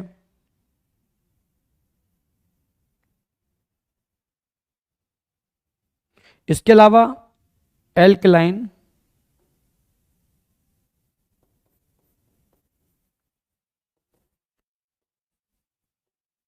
फ्लूइड फ्रॉम पेनक्रियाज। क्यों, ये क्या काम करेगा भाई, जैसे फूड यहां पहुंचेगा पर साथ साथ में एचसीएल भी तो पहुंचेगा, इस एचसीएल को न्यूट्रल करना होगा, तो सिक्रेटिन क्या काम करेगा, यहां से तो बाइल को रिलीज करवाएगा जिससे कि फैट का एमल्सिफिकेशन हो पाए, ठीक है, और पेनक्रियास से एल्कलाइन फ्लूइड को रिलीज करेगा जो एचसीएल को न्यूट्रल करे, ठीक है। तो दो मेन काम है, दो मेन काम है, एक तो पेनक्रियाटिक एल्कलाइन फ्लूइड को रिलीज कराना है, मैंने पेनक्रियाटिक जूस की बात नहीं की है, पेनक्रियाटिक एल्कलाइन फ्लूइड को रिलीज कराना है, ठीक है, पेनक्रियाटिक एल्कलाइन फ्लूइड को रिलीज कराना है। नाम सरप्राइज होगा क्योंकि आप ही लोगों ने नाम सजेस्ट किया है, ठीक है, उसका नाम आप ही लोगों ने सजेस्ट किया है, जो आपके नाम है उनमें जो एक मुझे, मतलब वैसे बहुत सारे नाम मुझे बहुत अच्छे लग रहे हैं, पर ले एक भी सकते हैं, कोई कोई एक ही नाम लेना है, तो उनमें से मैंने 4-5 सेलेक्ट कर लिए, उनमें से भी रैंडमली कोई एक सेलेक्ट करूंगा, क्योंकि इतने अच्छे अच्छे नाम सजेस्ट किए हैं आप लोगों ने, मैं बताऊं क्या, ठीक है, तो उनमें से रैंडमली यहां कोई एक यूज करूंगा, और आगे कोई और हम आपके नीड के हिसाब से कुछ अच्छी चीज लेकर के आते हैं तो एक नाम वहां पर भी यूज करेंगे इसको, ठीक है, बट अभी कोई एक नाम सजेस्ट कर रहे हैं, ठीक है, कोई भी एक, वो हम आपको सरप्राइज संडे को ही रहेगा सरप्राइज। तो जीआईपी समझ में आ गया, सिक्रेटिन जीआईपी की हेल्प कर रहा है, साथ साथ में बाइल जूस और एल्कलाइन फ्लूइड को रिलीज कर रहा है। एल्कलाइन फ्लूइड किस पर काम करेगा, एचसीएल को न्यूट्रल करेगा, क्योंकि यहां से एचसीएल भी तो आ रहा है, और बाइल जूस क्या काम करेगा, इमल्सिफिकेशन में हेल्प करेगा, इमल्सिफिकेशन, इमल्सिफिकेशन, क्योंकि दो काम कराना है, फैट को इमल्सिफाई भी कराना है हमें, ठीक है, और एचसीएल को न्यूट्रल भी करना है, तो तैयारी हो गई। यानी इन दो हार्मोन ने मिलकर के पूरी तैयारी कर दी है, किसकी, डाइजेशन ऑफ फैट की, क्योंकि फैट के डाइजेशन के लिए तो लाइपेज चाहिए, लाइपेज तब काम करेगा जब एल्कलाइन मीडियम हो, एल्कलाइन मीडियम तब बनेगा जब सिक्रेटिन बाइल जूस को रिलीज कराए और एल्कलाइन फ्लूइड को रिलीज कराए, ठीक है। तो यहां तक क्लियर हो गई। अब तीसरे एंजाइम की बारी आ रही है, इसको बोलते हैं CCK-PZ, कोलिसिस्टोकाइनिन पेनक्रियोजाइमिन। ये और ज्यादा बाइल को निकलवाता है, कि कोली मतलब बाइल, सिस्ट मतलब ब्लैडर, ठीक है, और के मतलब काइनिन, यानी गॉल ब्लैडर के कॉन्ट्रैक्शन को स्टिमुलेट करना, बाइल के गॉल ब्लैडर के कॉन्ट्रैक्शन को स्टिमुलेट करना, कोलिसिस्टोकाइनिन। पेनक्रियोजाइमिन मतलब पेनक्रियाटिक जूस को रिलीज करना, मतलब एंजाइम्स को, तब जाकर के डाइजेशन चालू होगा। पर साथ में क्या काम और करता है, ये गैस्ट्रिक एम्पटिंग को स्लो करता है, गैस्ट्रिक एम्पटिंग मतलब स्टमक के खाली होने को धीमा करता है। क्यों करता है स्टमक के खाली होने को धीमा, क्योंकि लिपिड के डाइजेशन में टाइम लगेगा, तो क्या काम करेगा, पाइलोरिक स्फिंक्टर को कॉन्ट्रैक्ट करा देगा, जिससे गैस्ट्रिक एम्पटिंग स्लो हो जाएगी और आपका पेट 4 से 5 घंटों तक भरा भरा रहेगा, इस तीसरे वाले हार्मोन की वजह से। तो वापस आ रहा हूं मैं, तो सिक्रेटिन इंटेस्टाइनल म्यूकोसा ड्यूडेनम से निकलता है, स्टमक पर काम करता है, गॉल ब्लैडर को कॉन्ट्रैक्ट कराता है और पेनक्रियास को कॉन्ट्रैक्ट कराता है, ओनली एल्कलाइन फ्लूइड के लिए, जूस के लिए नहीं, एल्कलाइन फ्लूइड के लिए। Inhibit gastric motility and HCl secretion, same ये वाला पार्ट आ गया। Stimulate pancreatic alkaline fluid and bile juice, इसको स्टिमुलेट करता है।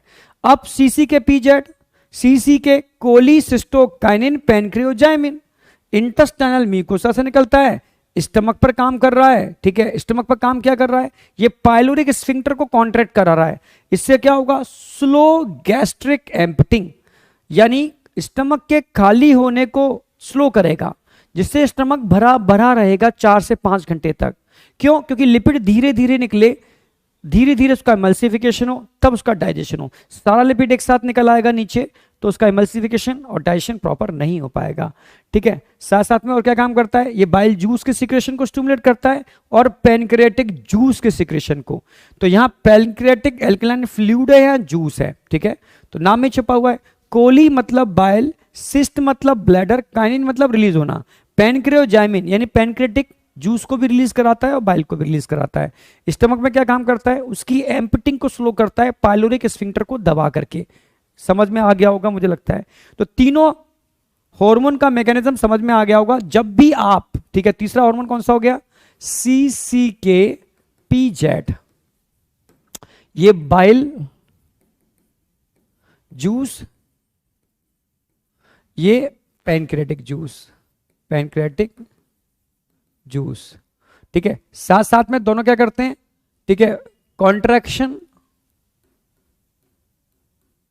कॉन्ट्रैक्शन इन पाइलोरिक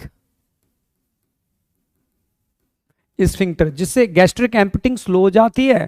ठीक है, बाइल जूस इमल्सिफिकेशन में, ये डाइजेशन में हेल्प करना चालू कर देता है। तो तीनों हार्मोन का फंक्शन मैंने बता दिया है। तीनों हार्मोन एक साथ निकलते हैं जब आप लिपिड कंटेनिंग डाइट लेते हैं। तभी तो कहते हैं कि आपके खाने में लिपिड का होना बहुत जरूरी है। लिपिड आपके खाने में होगा तो फूड का प्रॉपर डाइजेशन होगा। लिपिड होगा तभी सीसी के पीजेड निकलेगा, तभी पैनक्रियाटिक जूस निकलेगा, तभी सारे कंप्लीट डाइजेस्टिव जूस निकलने से सारे एंजाइम बाहर आएंगे, तभी प्रॉपर डाइजेशन होगा। तो कभी भी खाना खाया करो तो 1 चम्मच गाय का देसी घी खाने में मिक्स जरूर किया करो। ये आपके खाने को प्रॉपर तरीके से डाइजेस्ट करने में हेल्प करता है। समझ में आई या नहीं आई बेटा? ये मैकेनिज्म समझ में आई या नहीं आई, फटाफट बताओ।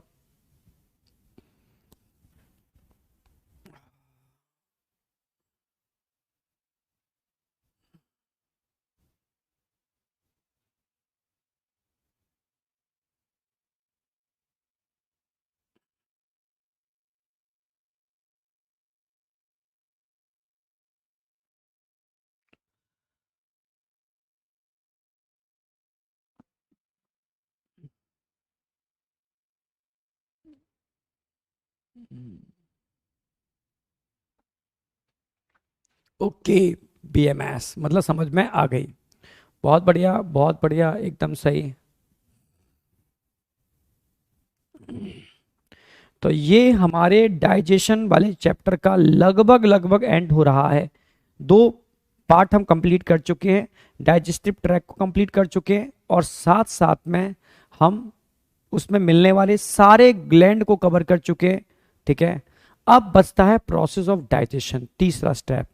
तो समझने की कोशिश करना प्रोसेस ऑफ डाइजेशन, कोशिश तो करना ही।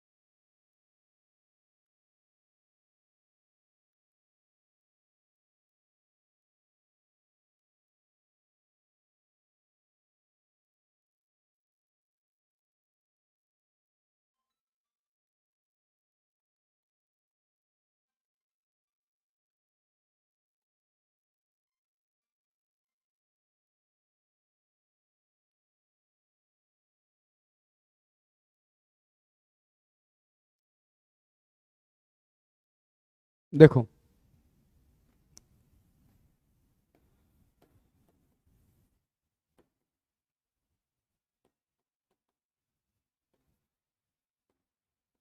कई तरह के क्वेश्चंस बनते हैं, हम कोशिश करेंगे हर टाइप के क्वेश्चंस इससे सॉल्व करते हैं, हर टाइप के क्वेश्चंस। ठीक है, सबसे पहले कहते हैं ना, कभी आप खाना खाने गए हो किसी दावत में, पार्टी में। पुराने टाइम पर क्या होता था, सारे लोग एक साथ बैठते थे और हम बोलते थे कि अंतः ग्रहण करो। अंतः ग्रहण, अंतः ग्रहण का मतलब है खाने को माउथ के अंदर रखो, खाने को माउथ के अंदर रखो, अंतः ग्रहण करना। इसी को इंग्लिश में बोलते हैं इंजेशन ऑफ फूड। क्या बोलते हैं? Ingestion of food. खाने को इन मतलब खाने को माउथ में रखो। तो पहला स्टेप क्या होता है? खाने का अंतः ग्रहण, इंजेशन ऑफ फूड, खाने का इंजेशन ऑफ फूड। तो फर्स्ट स्टेप हम क्या करते हैं? खाने को माउथ में रखते हैं, इस मैकेनिज्म को बोलते हैं इंजेशन ऑफ फूड, खाने को माउथ में रखना। फिर माउथ में खाने का क्या करते हो आप? मैस्टिकेशन। सलाइवरी इंटरेक्शन से आप क्या कर रहे हो? मैस्टिकेशन। तो खाने को अच्छे से क्या करोगे आप? मैस्टिकेट करोगे। क्या करोगे? खाने को अच्छे से मैस्टिकेट करोगे। जब खाने का मैस्टिकेशन होता है तब खाने को क्या करते हो आप? निगलते हो। क्या करते हो? निगलते हो। निगलने की मैकेनिज्म क्या बोलते हैं? डीग्लूटेशन। खाने को निगलने को क्या बोलते हैं? डीग्लूटेशन। तो ये खाना यहां से कहां पहुंचा? खाने की नली के अंदर। तो खाना जब खाने की नली में पहुंचेगा इसको निगलना बोलते हैं, डीग्लूटेशन बोलते हैं। ठीक है, तो अगला स्टेप क्या आएगा आपका? डीग्लूटेशन ऑफ फूड। फेरिंग्स की हेल्प से खाने को ठीक है, डीग्लूटेशन कर रहे हो। ठीक है, जब खाने का डीग्लूटेशन करते हो तो ये कहां पहुंचेगा? ये स्टमक में पहुंचेगा। यहां से डाइजेशन की मैकेनिज्म चालू भाई। कुछ चीजों का डाइजेशन तो माउथ से चालू हो जाएगा, पर कुछ का डाइजेशन यहां से चालू हो जाएगा। डाइजेशन चालू हो गया, डाइजेशन चालू हो गया, और नीचे जाएगा और डाइजेशन होगा, फाइन डाइजेशन। ठीक है, और नीचे जाएगा तो और डाइजेशन होता जाएगा। जैसे जैसे डाइजेशन होता जाएगा, ये क्या हो रहा है? Digestion of food. ये क्या हो रहा है? डाइजेशन ऑफ फूड, फूड का डाइजेशन। और आफ्टर डाइजेशन फूड का क्या होता है? एब्जॉर्प्शन। खाने का क्या होगा? एब्जॉर्प्शन। डाइजेशन होता जाएगा, फूड एब्जॉर्ब होता जाएगा। अगला स्टेप क्या आने वाला है? Absorption of food.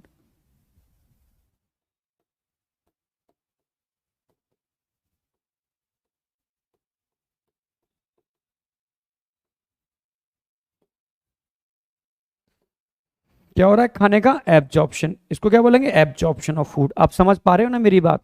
पहले खाने का आपने अंतःग्रहण किया, फिर खाने को मैस्टिकेट किया, फिर उसका डीग्लूटेशन किया, फिर उसका डाइजेशन स्टार्ट हुआ, फाइनली क्या होगा? उसका एब्जॉर्प्शन होगा। ये स्टेप पर क्वेश्चन आते हैं कि भाई स्टेप बाय स्टेप जो मैकेनिज्म हो रही है इसकी सीक्वेंस में कन्वर्ट करो। तो सीक्वेंस में आप कन्वर्ट कर पाओगे। ठीक है, मैस्टिकेशन माने होता है चबाना। ठीक है, जबड़ों के और दांत की हेल्प से चबाना, और उसमें सलाइवरी इंटरेक्शन होना, लार का इंटरेक्शन होना, इसी को हम मैस्टिकेशन बोलते हैं। तो ये स्टेप समझ में आए होंगे बेटा। अच्छा, जब खाने को आप एब्जॉर्ब कर लेते हो ना, आफ्टर एब्जॉर्प्शन फूड जिस फॉर्म में कन्वर्ट होता है, जैसे आप लिपिड खा रहे हो, ठीक है, तो लिपिड अंदर जाकर के स्टोर हो जाएगा। ठीक है, आप कार्बोहाइड्रेट खा रहे हो, अंदर जाकर के ग्लाइकोजन में कन्वर्ट हो जाएगा, यह एनर्जी प्रोवाइड कराएगा। ठीक है, आप अमाइनो एसिड खा रहे हो, अंदर जाकर के प्रोटीन सिंथेसिस में पार्टिसिपेट करेंगे। आप समझ रहे हो? आप न्यूक्लिक एसिड खा रहे हो, वो भी कहीं ना कहीं न्यूक्लियोटाइड के फॉर्मेशन में हेल्प करेंगे। तो जो अंदर जाकर के आफ्टर एब्जॉर्प्शन जो भी मैकेनिज्म हो रही है उसके लिए एक टर्म यूज करते हैं, एसिमिलेशन। क्या टर्म यूज करते हैं? एसिमिलेशन। तो आफ्टर एब्जॉर्प्शन में जो मैकेनिज्म होती है क्या बोलते हैं उसको? Assimilation of food.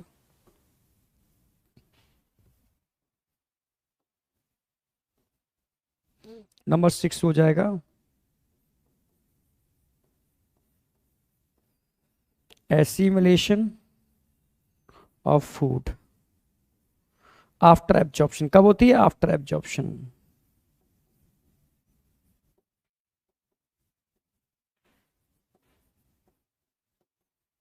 खाने को एब्जॉर्ब करने के बाद जो मैकेनिज्म होती है उसको क्या बोलते हैं?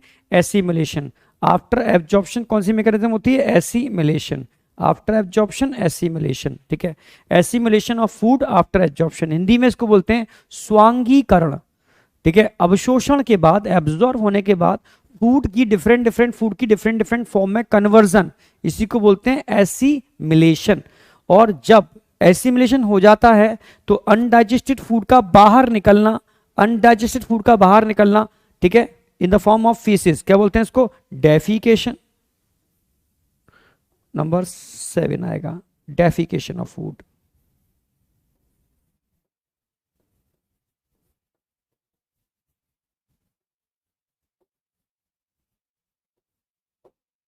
तो ये 7 स्टेप्स हैं बेटा, मुझे लगता है आपको समझ में आए होंगे प्रोसेस ऑफ डाइजेशन के।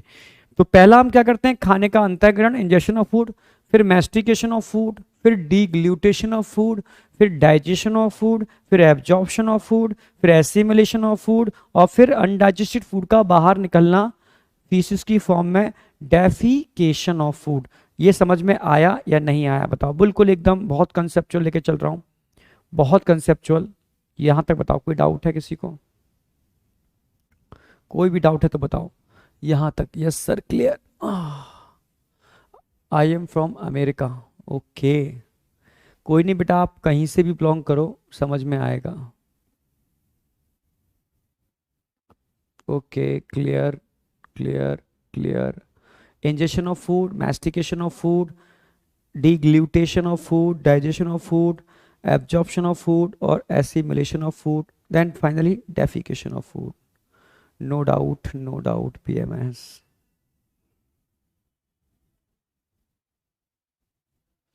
बहुत बढ़िया, कोई भी डाउट नहीं है। तो एक तो सीक्वेंस पे क्वेश्चन आएगा, आपको सीक्वेंस एकदम क्लियर है। अगला क्वेश्चन क्या बनता है, अब देखो अगला क्वेश्चन कैसे बनेगा, समझने की कोशिश करना। जो फूड माउथ के अंदर होता है इसको हम क्या बोलते हैं, बोलस।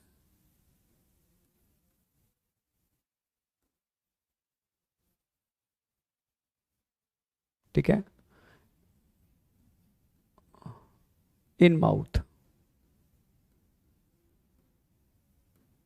माउथ में जो गोल गोल आप कॉर बनाते हो ना, इसको हम बोलस बोलते हैं। फिर ये कहां पहुंचता है, स्टमक के अंदर। स्टमक में क्या होता है, एचसीएल। जब ये एचसीएल के संग मिक्स हो जाता है तब क्या बोलते हैं इसको हम, बोलस के बाद काइम। मतलब एसिडिक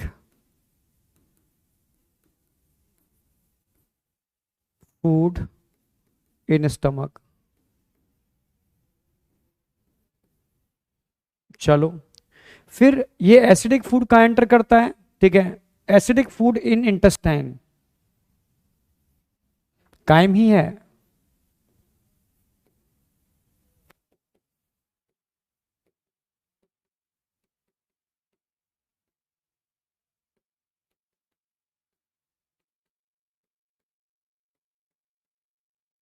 जब इंटेस्टाइन के अंदर एसिडिक फूड पहुंचता है एचसीएल के साथ, तब भी ये कायम ही है। ध्यान रखना है आपको, क्योंकि सारे के सारे पेनक्रियाज हो, बाइल जूस हो, ये कायम के ऊपर वर्क करते हैं। एनसीईआरटी की लाइन है, कायम के ऊपर वर्क करते हैं। फिर इस एसिडिक को जब एल्कलाइन में कन्वर्ट कर देते हैं तब इसको काइल बोलोगे। पोजीशन के बेस पर हम नाम नहीं रख रहे, ठीक है। पोजीशन स्टमक में हो या इंटेस्टाइन के अंदर, अगर एसिडिक है तो कायम है। हाँ, इंटेस्टाइन में जब वो एल्कलाइन में कन्वर्ट हो जाएगा तब इसको काइल बोलेंगे। ये बहुत हिडन बात बता रहा हूं, जो मैक्सिमम बच्चे कंफ्यूज रहते हैं, ठीक है। इसको काइल।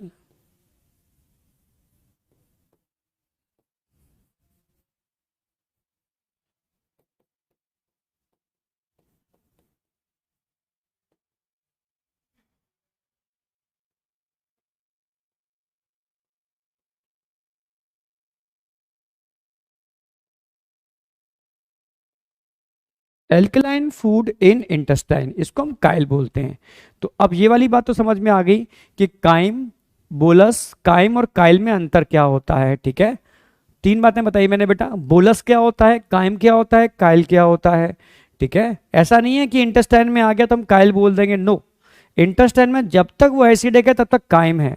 हाँ, जब डिफरेंट डिफरेंट ग्लैंड्स के सीक्रेशन से वो एसिडिक से एल्कलाइन में कन्वर्ट हो जाएगा तब उसको काइल बोलेंगे।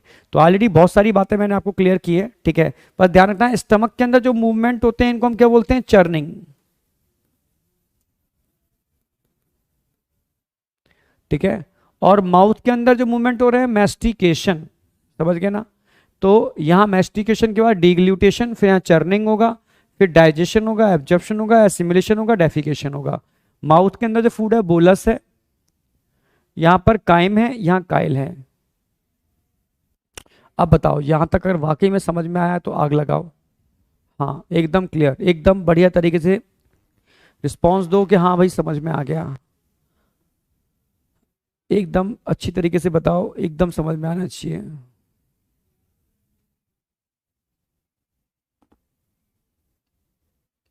शाम को हो सकता है मैं लक्ष्य वाला बैच ना ले पाऊँ, क्योंकि तबीयत शाम तक खत्म हो जाएगी, मामला बिगड़ चुकेगा, ठीक है।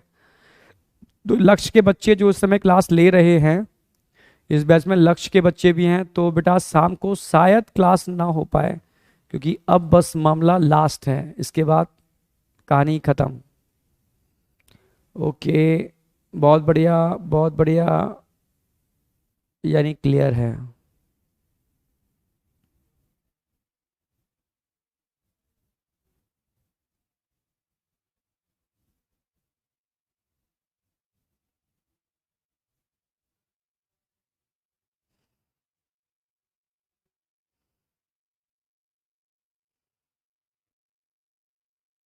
हम्म,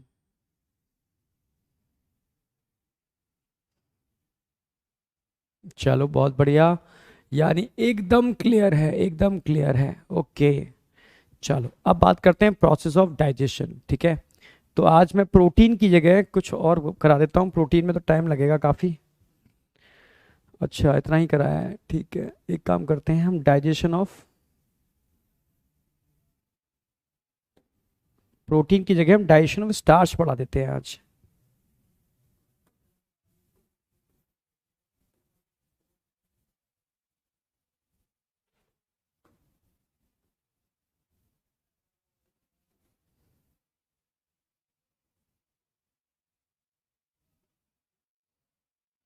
डाइजेशन ऑफ स्टार्च में करा देता हूँ आज।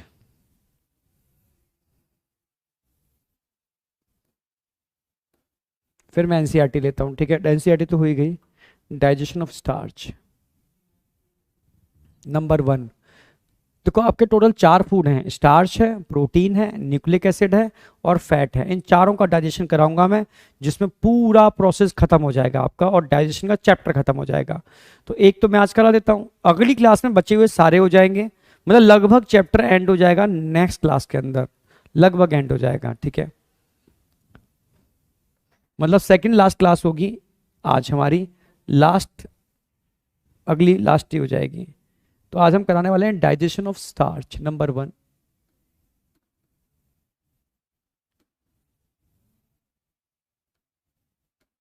Digestion of starch.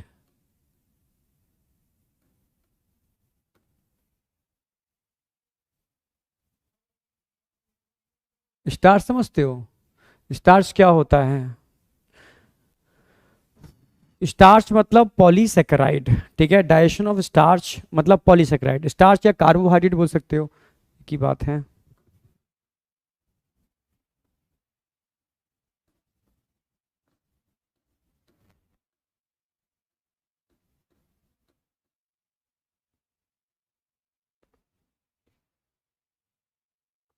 Digestion of starch या कार्बोहाइड्रेट, इसकी बात कर रहे हैं।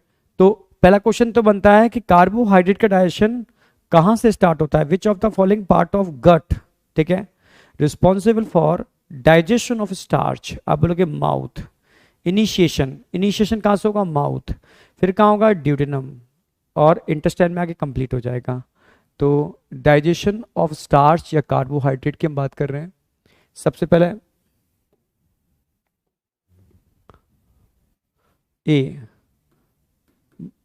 Digestion by salivary juice.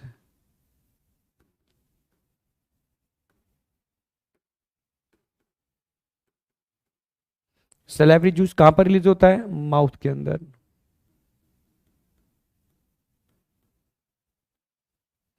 किस पीएच पर काम करेगा, पीएच 6.8, ये नहीं भूलोगे, सारा खेल पीएच का है। भाई आपने स्टार्च खाया,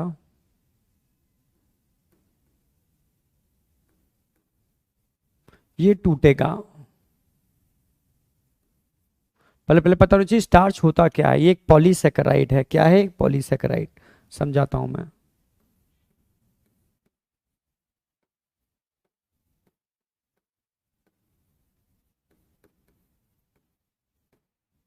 पॉलीसेकेराइड समझते हो? स्टार्च ऐसे समझो, स्टार्च जो है वो एक मोतियों की माला है। क्या है? मोतियों की माला। एक ऐसी माला जो छोटे छोटे मोतियों के मिलने से बनती है, उस माला को, ठीक है, हम पॉलीमर बोलते हैं। और यहाँ जो छोटे छोटे मोती हैं वो सिंपल शुगर हैं, ठीक है। तो सिंपल शुगर के मिलने से जो मोतियों की माला बन रही है, इसको पॉलीसैकेराइड बोलते हैं। यानी कई सैकेराइड के मिलने से जो बन रहा है वो पॉलीसैकेराइड है, ठीक है। तो स्टार्च इज अ पॉलीसैकेराइड जो ढेर सारे सिंपल शुगर के मिलने से बना है। तो इसी को हम ब्रेक करने वाले हैं, ठीक है। अच्छा, कितना परसेंट स्टार्च माउथ में सलाइवरी जूस से डाइजेस्ट होता है? ओनली 30%। 30% स्टार्च किस में टूटेगा? स्टार्च ये माल्टोज में टूटेगा।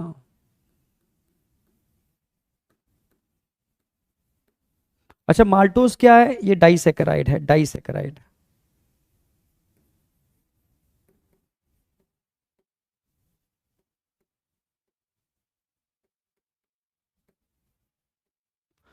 डाइसैकेराइड समझते हो? एक ऐसी माला इसमें दो ही मोती हों, ठीक है, डाइसैकेराइड। जो दो शुगर के मिलने से बनती है वो डाइसैकेराइड है, जो कई शुगर के मिलने से बनती है वो पॉलीसैकेराइड है, ठीक है। तो यहां पर जो स्टार्च है वो माल्टोज में टूटेगा। सलाइवरी जूस माउथ के अंदर, पीएच 6.8। कौन तोड़ेगा इसको? आप बोलोगे टाइलिन, सलाइवरी एमाइलेज।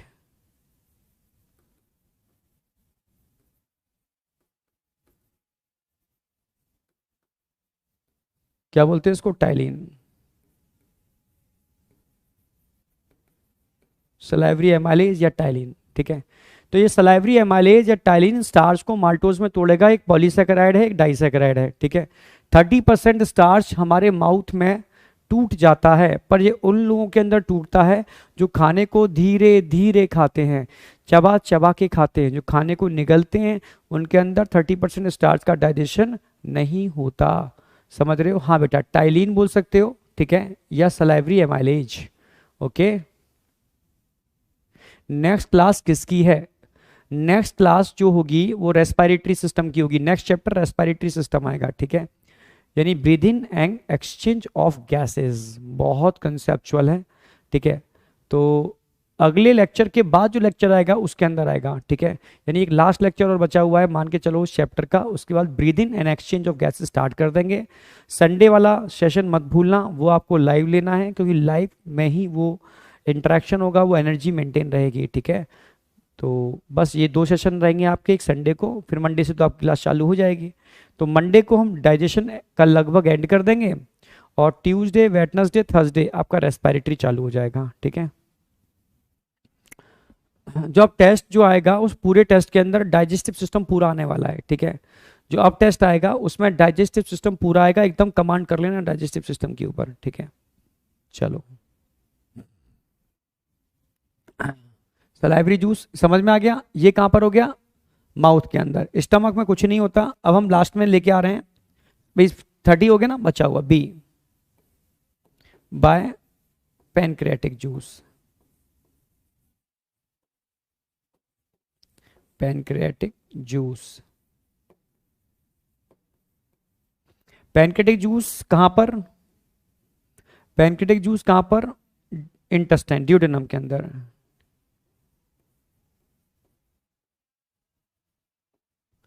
किस पीएच पर काम करता है ड्यूटेनम में पैनक्रियाटिक जूस? 7.8 पीएच पर काम करता है। 7.8 पीएच पर काम करता है पैनक्रियाटिक जूस।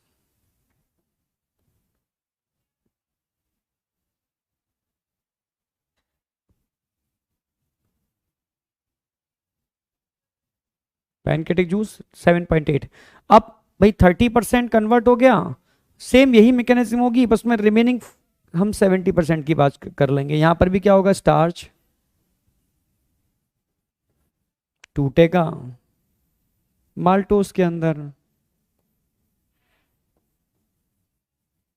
पर कितना परसेंट स्टार्च माल्टोस में टूटेगा?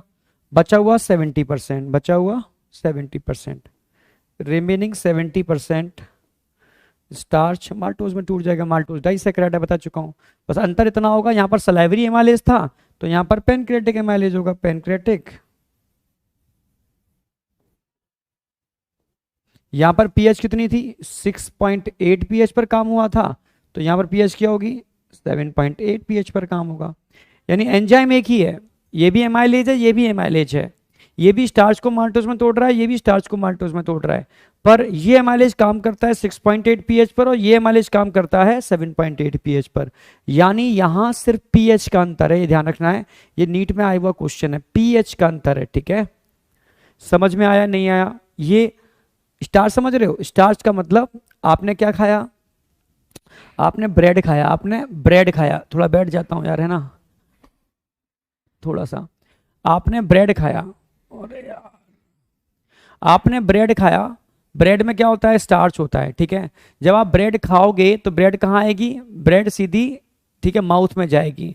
माउथ में ब्रेड को जब आप चबाओगे, माउथ में ब्रेड को आप चबाओगे तो सलाइवरी इंटरेक्शन होगा इससे, जब सलाइवरी इंटरेक्शन होगा तो ब्रेड में क्या होगा, स्टार्च वो टूटना चालू हो जाएगा माल्टोस में। जब माल्टोस बनेगा तो ब्रेड मीठी मीठी लगेगी, अगर ब्रेड मीठी लग रही है तो ये पता चलेगा कि यार ब्रेड में का स्टार्च माल्टोस में कन्वर्ट हो रहा है, पॉलीसेकेराइड डाइसेकेराइड में टूट रहा है, ठीक है, पॉलीसेकेराइड डाइसेकेराइड में टूट रहा है। तो यानी 30% पॉलीसेकेराइड स्टार्च आपने माल्टोस में तोड़ लिया माउथ में, बचा हुआ आपने ड्यूडेनम के अंदर पैनक्रेटिक जूस से तोड़ लिया माल्टोस में, पर माल्टोस डाइसेकेराइड है तो डाइसेकेराइड तो एब्जॉर्ब होगी नहीं, आप समझ रहे हो। तो इसको एब्जॉर्ब करने के लिए आपको उसको मोनोसेकेराइड में तोड़ना पड़ेगा, उसके लिए कौन सा जूस चाहिए, इंटेस्टाइनल जूस। तो हम बात करते हैं इंटेस्टाइनल जूस की, हम बात करते हैं इंटेस्टाइनल जूस की, ठीक है। Last step by intestinal juice.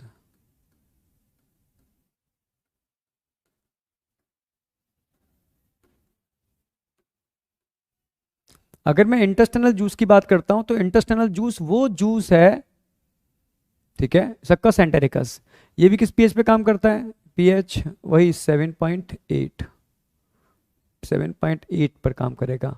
तो इंटेस्टाइनल जूस की अगर हम बात करते हैं तो 7.8 पर काम करता है, क्या होगा आप समझने की कोशिश करो, समझने की कोशिश करो। तो यहां पर माल्टोस टूटेगा, किसमें टूटेगा, माल्टोस, MALTOSE, ये डाइसेकेराइड मोनोसेकेराइड में टूटेगा, क्योंकि माल्टोस में दो मोनोसेकेराइड होते हैं, ग्लूकोज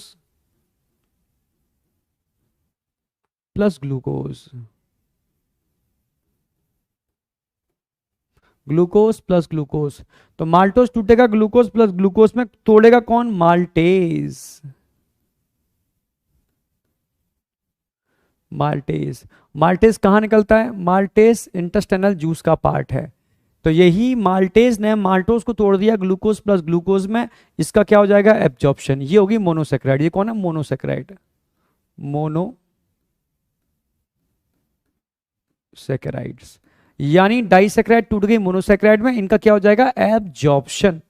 ये कंप्लीट डाइजेशन हो गया किसका, स्टार्च का।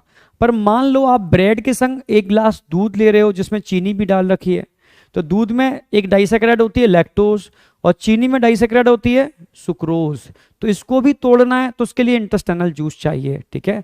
तो माल्टोज तो तोड़ लिया आपने, पर इसके अलावा अगर मैं बात करता हूं लैक्टोज की, जिसको मिल्क शुगर बोलते हैं,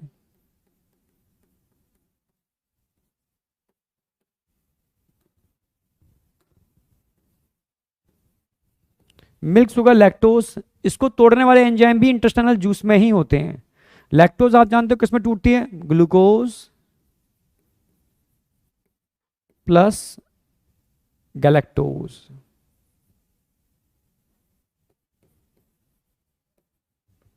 दोनों ही क्या है, मोनोसेकेराइड, दोनों ही क्या है, मोनो, इनका क्या हो जाएगा, एब्जॉर्प्शन। मान लो आपने सुक्रोज ले रखी है, सुक्रोज, तो सुक्रोज किसमें टूटेगी, ग्लूकोज प्लस फ्रक्टोज, ये भी क्या है, मोनोसेकेराइड है। यानी ये सारे के सारे कौन है, मोनोसेकेराइड, ये कौन है, डाइसेकेराइड। तो डाइसेकेराइड को तोड़ने वाले एंजाइम कहां होते हैं, इंटेस्टाइनल जूस में, जैसे माल्टेज, लैक्टेज, सुक्रेज, अच्छा, सुक्रेज का एक नाम और होता है इन्वर्टेज। इन्वर्टेज क्यों बोलते हैं इन्वर्टेज? क्योंकि सुक्रोज को भी हम इन्वर्ट शुगर बोल सकते हैं। क्यों बोलते हैं बायोमोलिक्यूल में समझाऊंगा। इन्वर्ट शुगर, इन्वर्ट शुगर है इसलिए सुक्रेज को आप इन्वर्टेज बोल सकते हो। तो ये सब डाइसैकेराइड हो गए, डाइसैकेराइड डाइसैकेराइड डाइसैकेराइड। स्टार्च का कंप्लीट डाइजेशन ड्यूडेनम में इंटेस्टिनल जूस से होता है।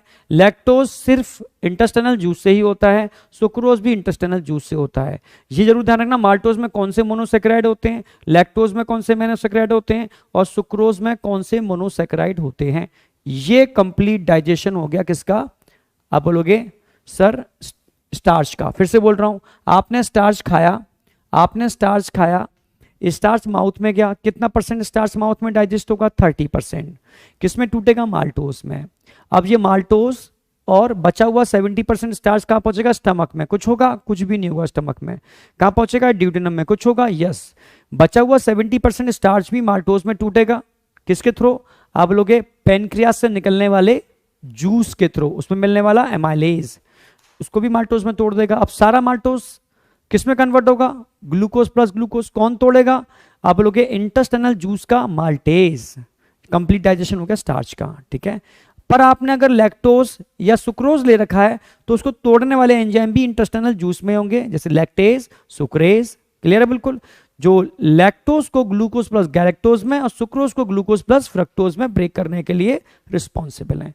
तो ये हमारा आज का टॉपिक एकदम ना फिनिश हो जाता है। मुझे लगता है क्लियर हुआ होगा, जितना हमने बताया था उतना पूरा कर दिया। अब बचे हुए पार्ट हैं जो हम अगली क्लास में ले लेंगे, ठीक है।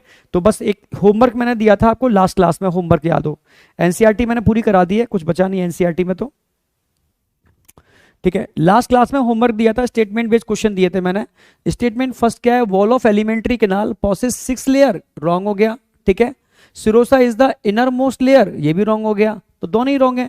Statement first and second statement are incorrect, second लगा दोगे, बोथ स्टेटमेंट इनकरेक्ट हैं। आगे देखो, तो assertion reason, caecum is a small blind sac which host non symbiotic, no symbiotic organism होते हैं। Vermiform appendix arise from the caecum, right. तो इसमें assertion राइट है, रीजन रॉन्ग है। A is not correct, A is correct but R is not correct, समझ रहे हो? अच्छा, ए इज इनकरेक्ट, देखो A is not correct but R is correct. अच्छा, फोर्थ लगा दोगे, जिन लोगों ने फोर्थ लगाया था सही था। फटाफट देख लो, बस आंसर बता देता हूँ। AIPMT में आया क्वेश्चन है, if for some reason our goblet cell are non functional this will adversely effect, अगर ये काम नहीं करेंगे तो क्या इफेक्ट आएगा? गोबलेट सेल, समझना मेरी बात।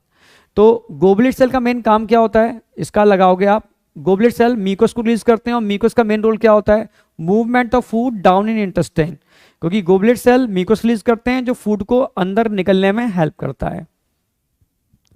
Next, the toxic substance in diet are detoxified in human body, एक ही ऑर्गन है जो डिटॉक्सिफिकेशन का काम करेगा, लिवर, ओनली लिवर। तो जब भी डिटॉक्सिफिकेशन की बात आएगी तो लिवर ध्यान रखना है आपको, ठीक है। जिन लोगों ने फर्स्ट लगाया था होमवर्क में उनका सही है। Which of the following statement is not correct, हमेशा अंडरलाइन कर लिया करो, पूछा क्या ऐसे गलती ना हो, ठीक है। तो acini are present in the pancreas and secrete carboxypeptidase, बिल्कुल ठीक है, पेनक्रियाटिक जूस का पार्ट है। Brunner's gland are present in submucosa of stomach, गलत हो गया, तो इनकरेक्ट पूछा है, बी हो जाएगा इनकरेक्ट, ठीक है। ऑप्शन क्या आ जाएगा? नॉट करेक्ट, बी, क्योंकि ये ड्यूडेनम में होते हैं। Goblet cell are present in the mucosa of intestine, सही है, म्यूकोस रिलीज करते हैं। Oxyntic cell present in the mucosa of stomach, बिल्कुल एस सेल रिलीज करते हैं, ठीक है। Next, which of the following does not produce any digestive enzyme, आप जानते हो ड्यूडेनम के अंदर तो होते हैं, स्टमक में होते हैं। कोलोन, लार्ज इंटेस्टाइन में कोई भी डाइजेस्टिव एंजाइम नहीं बनता, क्योंकि लार्ज इंटेस्टाइन का रोल ही नहीं है डाइजेशन के अंदर। What would happens when gall bladder of man is remove, अगर आपने किसी का गॉल ब्लैडर हटा दिया तो क्या होगा? गॉल ब्लैडर हटाने से क्या होगा? गॉल ब्लैडर से बाइल निकलता है, बाइल में बाइल सॉल्ट भी होते हैं जो पीएच को मेंटेन करने का काम करते हैं, एल्कलाइन पीएच को, ठीक है। यानी फैट के डाइजेशन पर सीधा इफेक्ट पड़ेगा, ठीक है। Effect of pancreatic juice upon food is decrease, बिल्कुल, पेनक्रियाटिक जूस एल्कलाइन मीडियम में काम करता है और एल्कलाइन मीडियम को मेंटेन करने में बाइल का भी बहुत बड़ा रोल है। यानी प्रॉपर डाइजेशन नहीं हो पाएगा अगर आपने गॉल ब्लैडर रिमूव कर दिया, ठीक है। Acidity will continue in duodenum, क्योंकि HCl जो ड्यूडेनम में आता है वो एसिडिक मीडियम मेंटेन करेगा। उस एसिडिक को न्यूट्रल करने के लिए बाइल जूस के जो बाइकार्बोनेटाइन होते हैं बहुत इंपॉर्टेंट रोल प्ले करते हैं। अगर आपने रिमूव कर दिया तो बाइकार्बोनेटाइन प्रॉपर कंसंट्रेट फॉर्म में नहीं निकल पाएंगे, तो इस पर भी प्रॉब्लम आने वाली है।